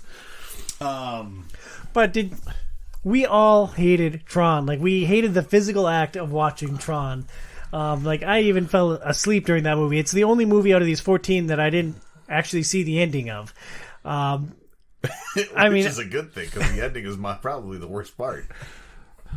So I, in all seriousness, I believe that House of the Dead belongs above Tron. I don't want to put it above Double Dragon, so I think this is where it lives. I think, I believe that Tron should be number 13, and that, well, I think that Max Payne should be next, but House of the Dead should be 12. I can go with that. I'll let you have a small victory, Tom. I don't necessarily feel good about it, but I'll live with it. Well, good. I don't care enough about Tron to really fight for it to be above House of the Dead. You're not going to die on the hill for Tron. No. So far, our updated rankings, number 14, Mortal Kombat Annihilation is the worst video game movie. Number 13, Tron. Number 12, House of the Dead. So what is the next game the next movie out of the 2000s that we'd put at the bottom of the list? Yeah, Max Payne. Max Payne. Yeah. All right, we're unanimous there. Then finding out where it goes in the main list. Next up would be Double Dragon. Better or worse film than Double Dragon? Reading the next few up the list: Double Dragon, Mortal Kombat, Street Fighter. It's weird. So, Double Dragon was more fun to watch than Max Payne was. And it had some really strong world building in the beginning. I like Yeah. Double Dragon. I thought Double Dragon was fun. Yeah. I thought you guys kind of sandbagged it last year. So I definitely want Double Dragon to be higher than Max Payne. But this isn't really a hill that I'm ready to die on either. I would be fine with putting Max Payne next. I remember Double Dragon more fondly, and maybe that's just the nostalgia of last year trumping the fact that I watched Max Payne very recently. So, but yeah, I wasn't bored by the end of Double Dragon like I was Max Payne. I don't think anyway. I don't remember being bored by it. I actually had Max Payne higher. I had Max Payne above. Well, the first time I did this list, I had it right below Mortal Kombat, right above Double Dragon. The second time I redid my list because I forgot my original list at work, so I thought through it again. I actually had Max Payne above Mortal Kombat. So Interesting. These movies are all on the same pain. And Double Dragon, I don't know why that struck me so much. I think just the interesting world that they created for Los Angeles really grabbed me. But I thought Mortal Kombat was fine. I did not like Street Fighter, but you guys got me 2-1 on that one. Yeah. So I think anywhere right in this order is fine. I think we're too low on Double Dragon, but wherever Max Payne fits in between Street Fighter, Mortal Kombat, Double Dragon is fine. I'm fine with Max Payne next and then Double Dragon. I'm not. Well, maybe then Double Dragon. We'll talk. But I think Max Payne next is solid. So right above Tron at 11. Yep. Yeah. No, right above House of the Dead at 11. Oh yeah. Tron's 13. Tron's 13. Yep. Then we have 3 movies left from the 2000s: Tomb Raider, Resident Evil, and Doom. Out of those 3, Casey, which would you think is the next worst film for us to slide into the rankings? I would have to go with Doom on that one. I'm with you, Burns. I'm on Tomb Raider, which is probably not surprising. Yeah, and for me, Tomb Raider, Resident Evil were kind of neck and neck. I like them both. I just like Doom a bit less. How strongly do you feel in that, Burns? Did you think that Doom was good and you hated Tomb Raider with a burning fiery passion, or is it a little more nuanced? Well, so I feel like Tomb Raider just got dull at points, and I think it missed the main premise of the series that it was trying to mimic. Whereas I think Doom captured that directly in some instances. And it was more interesting to watch from start to finish. There weren't really many lulls. It was interesting to see how everything developed. There was lots of action kind of interspersed throughout, whereas it felt like Tomb Raider, the only real interesting things were the action sequences, and a lot of the other stuff was just pretty mediocre acting, and not good mediocre acting like I would say a lot of the Space Marines had in Doom. But just I don't know, shipping it in for a payday kind of thing. I don't know. That's where I stand on it though. But I'm not necessarily. I don't really care enough about either of the movies to really fight strongly either way. And my argument for Tomb Raider is the strong female protagonist. I liked Angelina Jolie. I liked her physicality. I liked a lot of the action sequences. Of course you liked her physicality. I liked physique, as that's the word you're looking for. Oh yeah, I just butcher every word. I thought she had some good one-liners. I didn't think that the antagonists were as strong, but I liked the team of good guys. I like Laura and her cronies. Casey, did Burns sway you with his opinion, or why do you stump for Tomb Raider being higher on the list? I have Tomb Raider pretty high, so ranking it down low would be kind of a kicking the nuts to my list here. But, Sure. Well, where on the overall list are we going to slide these movies in? If we're talking about similar level of quality for these, like I assume that they're going to go above Double Dragon. Mm-hmm. So we'd slate Double Dragon in at 10 probably. I assume also that they'll go above Mortal Kombat. All three of these films. Yep, all three. Burns, you can't think that Mortal Kombat is better than Tomb Raider. I'd rather watch Mortal Kombat again than Tomb Raider. Wow. I honestly would. I am so surprised that you hate this movie with a burning fiery passion. I don't hate it with a burning. It's just blah. That's the biggest thing. Like it's just not as interesting as a lot of other things. It would make me feel a little nauseous to put Tomb Raider below Street Fighter. I think it's a much better film than the last Starfighter and Wing Commander. So, like, man, we are at somewhat of an inflection point here. I have the rest of the three movies in our 2000s in my top 5. Yeah, I would put the other two up there, but not necessarily Tomb Raider. But I'm already willing to concede that you guys like Tomb Raider better than Doom, so Doom would be the next movie. So if we're looking at it that way, I would rather watch Doom than Mortal Kombat again. So we could do Mortal Kombat at 9. I would rather watch Doom than Street Fighter. Agreed, wholeheartedly. So Street Fighter at 8. I would rather watch Doom than the last Starfighter. I would probably rather watch Doom than Wing Commander. Like, yes. Tomb Raider would have been probably would have been between Double Dragon and Mortal Kombat for me, but... Well, you just capitulated a lot, Burns, and we'll recap the list real quick here. So 14, Mortal Kombat Annihilation. Number 13, Tron. Number 12, House of the Dead. 11, Max Payne. 10, Double Dragon. 9, Mortal Kombat. 8, Street Fighter. 7, Last Starfighter. 6, Wing Commander.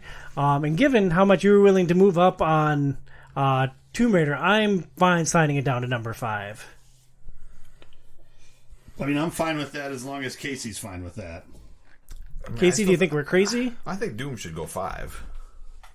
Because we both have it below. Like, we're making... I mean, I agree with everything that he said. Like, I think all these movies are in the top 5. And what he's saying, like, well, he had Doom or Tomb Raider a lot lower. I would have had the other two movies in the top 5. Right. I would not have had Tomb Raider in the top 5. But I still think it's fair to put Doom at... Personally, I think Doom would be 5. And I'm going to say that Burns flipped me. I will go Tomb Raider at 5. In the spirit of cooperation. That's a very Tom-esque thing to do. The spirit of cooperation. Well, I mean, we could have been bogged down at number 10 for 30 minutes nitpicking between Mortal Kombat, Doom, and Tomb Raider with none of us giving an inch. Right. Burns, you gave, so now I'm giving a little bit. I agree. I appreciate that, Tom. So we have Tomb Raider at number 5. The 4 films that we have left are WarGames, Super Mario, Resident Evil, and Doom. So, I mean, I'm fine with putting Doom next if you guys agree with that, unless you really think Doom should be ahead of Super Mario. I had it below Super Mario. I had Doom at 5, and then I had Super Mario at 4. So Super Mario next, I think, would be the consensus? No, I think Doom would go. Sorry, that's right. Doom would go 4. And then... Super Mario, for me, would be then at 3. And I'm with you. Burnsy, any dissent? Nope. So recapping just the last couple. Number 6, Wing Commander. Number 5, Tomb Raider. Number 4, Doom. Number 2, Super Mario. So our choices for number 2 and number 1, WarGames or Resident Evil. Yeah, and I think Resident Evil is for sure 2. And then WarGames is 1 for me. Casey? That's what I have. Except I had Tomb Raider number 2. But then I had it very close behind Resident Evil. So I still think WarGames is 1, even though it's technically more a movie about video games than a video game movie. I mean, we had to do something for the 80s movies. Yeah. It was pretty slim pickings there. Well, interesting. That wasn't as heated as I thought that it might get at some points. A quick rundown of the list one more time. Number 14, the worst video game movie that we've reviewed over 3 years of this episode, Mortal Kombat Annihilation. It's going to be hard to beat that, I feel like. Yeah, and like as movies and technology gets better, like I don't think anything will ever unseat that. Number 13, Tron. Number 12, you guys are wrong, but House of the Dead. 11, Max Payne. Number 10, Double Dragon. Number 9, Mortal Kombat. Number 8, Street Fighter. Ugh. Number 7, The Last Starfighter. Number 6, Wing Commander. Number 5, Tomb Raider. Yeah. Since we're all doing the yucks. Get your own thing, Sounds guys. like we've all given and taken at some point in time in this. Number 4. Tom's definitely taken. I'm the star of the show. Everyone's supposed to be nice to me. Number 4, Doom. Number 3, Super Mario. Number 2, Resident Evil. Number 1, WarGames. Looking at those 14 films, is there anything that surprises you guys? Like, one thing that I noticed in this decade of movies, like, technology has come so far from the previous decade. Like, I thought all of these movies were generally better than most of the movies that we had watched in the past. Yeah, I would.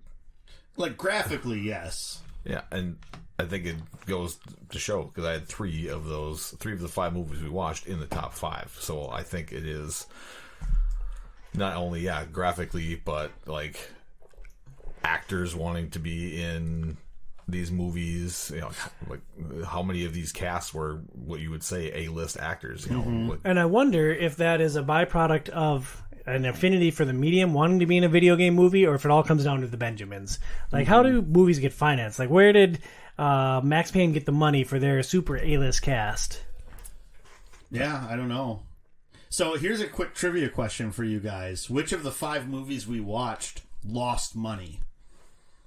All of them made money at the total gross of everything except for one. Which one of the 5 lost money? well, since you said that Tomb Raider was $100 million budget, I would guess it was probably that one. No. I'm going to guess made $225 million. Really? Yeah. Holy crap! Tomb Raider, I believe, is probably the reason why so many of these other video game movies got made, and it probably was a lot because of the star power of Angelina Jolie. And I'm sure Resident Evil made money, and we know that House of the Dead made money. So either Doom or Max Payne failed to make money. I'm going to guess that it was Doom. That is correct. Doom had a budget of $60 million and only made back $57 million. Interesting. In The Name of the King, the lowest grossing video game movie of all time, I think the budget was 20 and they made 5 back. That, I mean, it honestly wasn't that bad a film. Like, I liked it better than a lot of the movies on this list. I would put it Jason Statham's a badass. probably He likes about to kick 8. stuff. Wrong movie. That was In the Name of the King. Isn't that what you were just talking about? No, I was talking about Alone in the Dark with You Christian. said No, The you Name said of the the King. name of the king. Oh God, Yeah. no! All of that was Alone in the Dark. Okay, that makes sense. Yeah. It's going to be interesting. I feel like because we're moving to the 20-teens next. Correct. Not revisiting the 2000s yet. Okay. Nope, we're going to do the next decade. We'll probably do a similar format. 5-ish movies seems like a pretty manageable number. Yeah. I have a feeling a lot of these are probably going to be very top-loaded on our final list. Like, in the top 5, easy. Top 3, maybe. Which they should be, because for the reasons we've already discussed. Like, New is the always movies better. are just getting better, you know, like, as we go on. Everything is higher budget, and hopefully, usually, that means a better movie. And I think also, to some extent, as movies have become more popular for a longer period of time, I do feel like people are being in these movies because they like either the source material or video games in general, and then they want to make something better because of that. I'm sure there's still going to be some clunkers that we will watch, but yeah, I don't know. It's going to be interesting. I have a hard time remembering what came out like 2018, 2019, and what was like 2020. But there's some bangers, I think. Like Sonic was right around Yep. that time, and Detective Pikachu was right around pretty there similar. too. I'm pretty sure they were both pre-pandemic, but I can't remember for sure. So yeah, I don't know. There's some really good video game movies that'll be coming up, so I'm excited to see what we end up playing or watching next year. There are also some Blood Rain movies, and like I love to bang on Blood Rain. The first movie is... You really would love to bang on Blood Rain, right? Depends on which actress specifically you're talking about. But like the first movie tries to be like this fantasy epic. Like it's Rain is trying to stop. Ben Kingsley is in the first movie. Ben Kingsley is the main antagonist. Sir Ben Kingsley. In a Uwe Boll movie. Yeah, and it tries to be like this big fantasy. Dude from Reservoir Dogs that you guys both like, Michael Madsen. Oh, okay. Yeah. He is one of the main characters. Michelle Rodriguez is in it. Pretty good cast. Terrible movie. It tries to be this fantasy epic. So, and the Blood Rain is in that one. Is she the gal that was Terminator in Terminator 3? I know she's Blood Rain at one. Kristanna Loken. She's Blood Rain in one of the Blood Rain movies, but I don't know which one. Is she blonde and busty? Well, but aren't all of them? No, the second one is I don't remember what color her hair is, but she was very, very, very lean. Oh, really? Like all three of the Blood Rains have very different physiques, which is kind of interesting. That's interesting. Yeah. So it must be the first one then. Sorry, what was the question? Was she the Terminator? Yeah, she was the Terminator. Yeah, all right. She was fine in it. The movie wasn't very good. The second Blood Rain is a Western. Completely different tone. Like, she gathers a posse, hunts down Billy the Kid, who's a vampire. Third... Yeah, it's just as weird as it sounds. And the third movie, like, she's battling Nazis. And it's fascinating how, like, different each one of those films feels. Third one, from the opening 15 minutes, is much higher production value than the other films, but it's just 3 different actresses playing Blood Rain, 3 wildly different eras. It's like, wow, they're doing a lot with... Are the games like that? No, like, the games are kind of bad. They were mostly known for having, like, sex appeal, and they were pretty... I don't know. I don't want to put, like, words in any mouths or anything, but I think they weren't regarded as very good games in general, which is always interesting when they then become movies. Yeah, well, I mean, they nailed the sex appeal part in at least the first film. Mm-hmm. But it's funny that there's so many of these films now, because, like, 3 movies the first time we did the show. I think 6 movies the second time. Now we pared it down to 5 when there were more than a dozen that we could have watched. Yeah. So it's interesting to watch the medium evolve. You guys have any final thoughts on video game movies before we wrap it up? No, I mean... It's cool that they're getting better, because, like, Tron was terrible. Tron was... Yeah. That was one of those other ones I couldn't get through in one sitting. I'm excited for moving forward, and... like, especially trying to plumb the depths of some things that maybe I haven't seen or that you guys haven't seen. I haven't seen any movies, so it's perfect. That's true. Next month, Joey and Adam will be here for our annual New Year New Games show, where we're going to talk about board games specifically that are coming out in the new year. There will probably be some video game talk in it too, but I've kickstarted a couple of things this year that'll be coming next year. And what? I know, it's wild, and... yeah, I'm like a real gamer. Yay. Thank you so much for listening to Outside is Overrated. Please review us on your favorite podcast platform and consider supporting our show on Patreon at patreon.com/OIO. For Casey at Dr_Casey. Is that your correct handle, my friend? Yeah.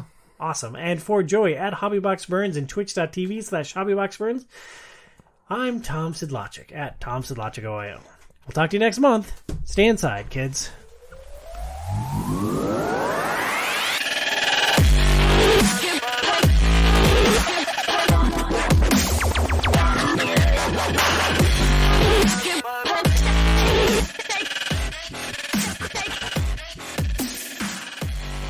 Burns, you're very distracting. Hello and welcome to Outside is Overrated. I'll take the penis mightier, please. Doug Ferguson's funny name.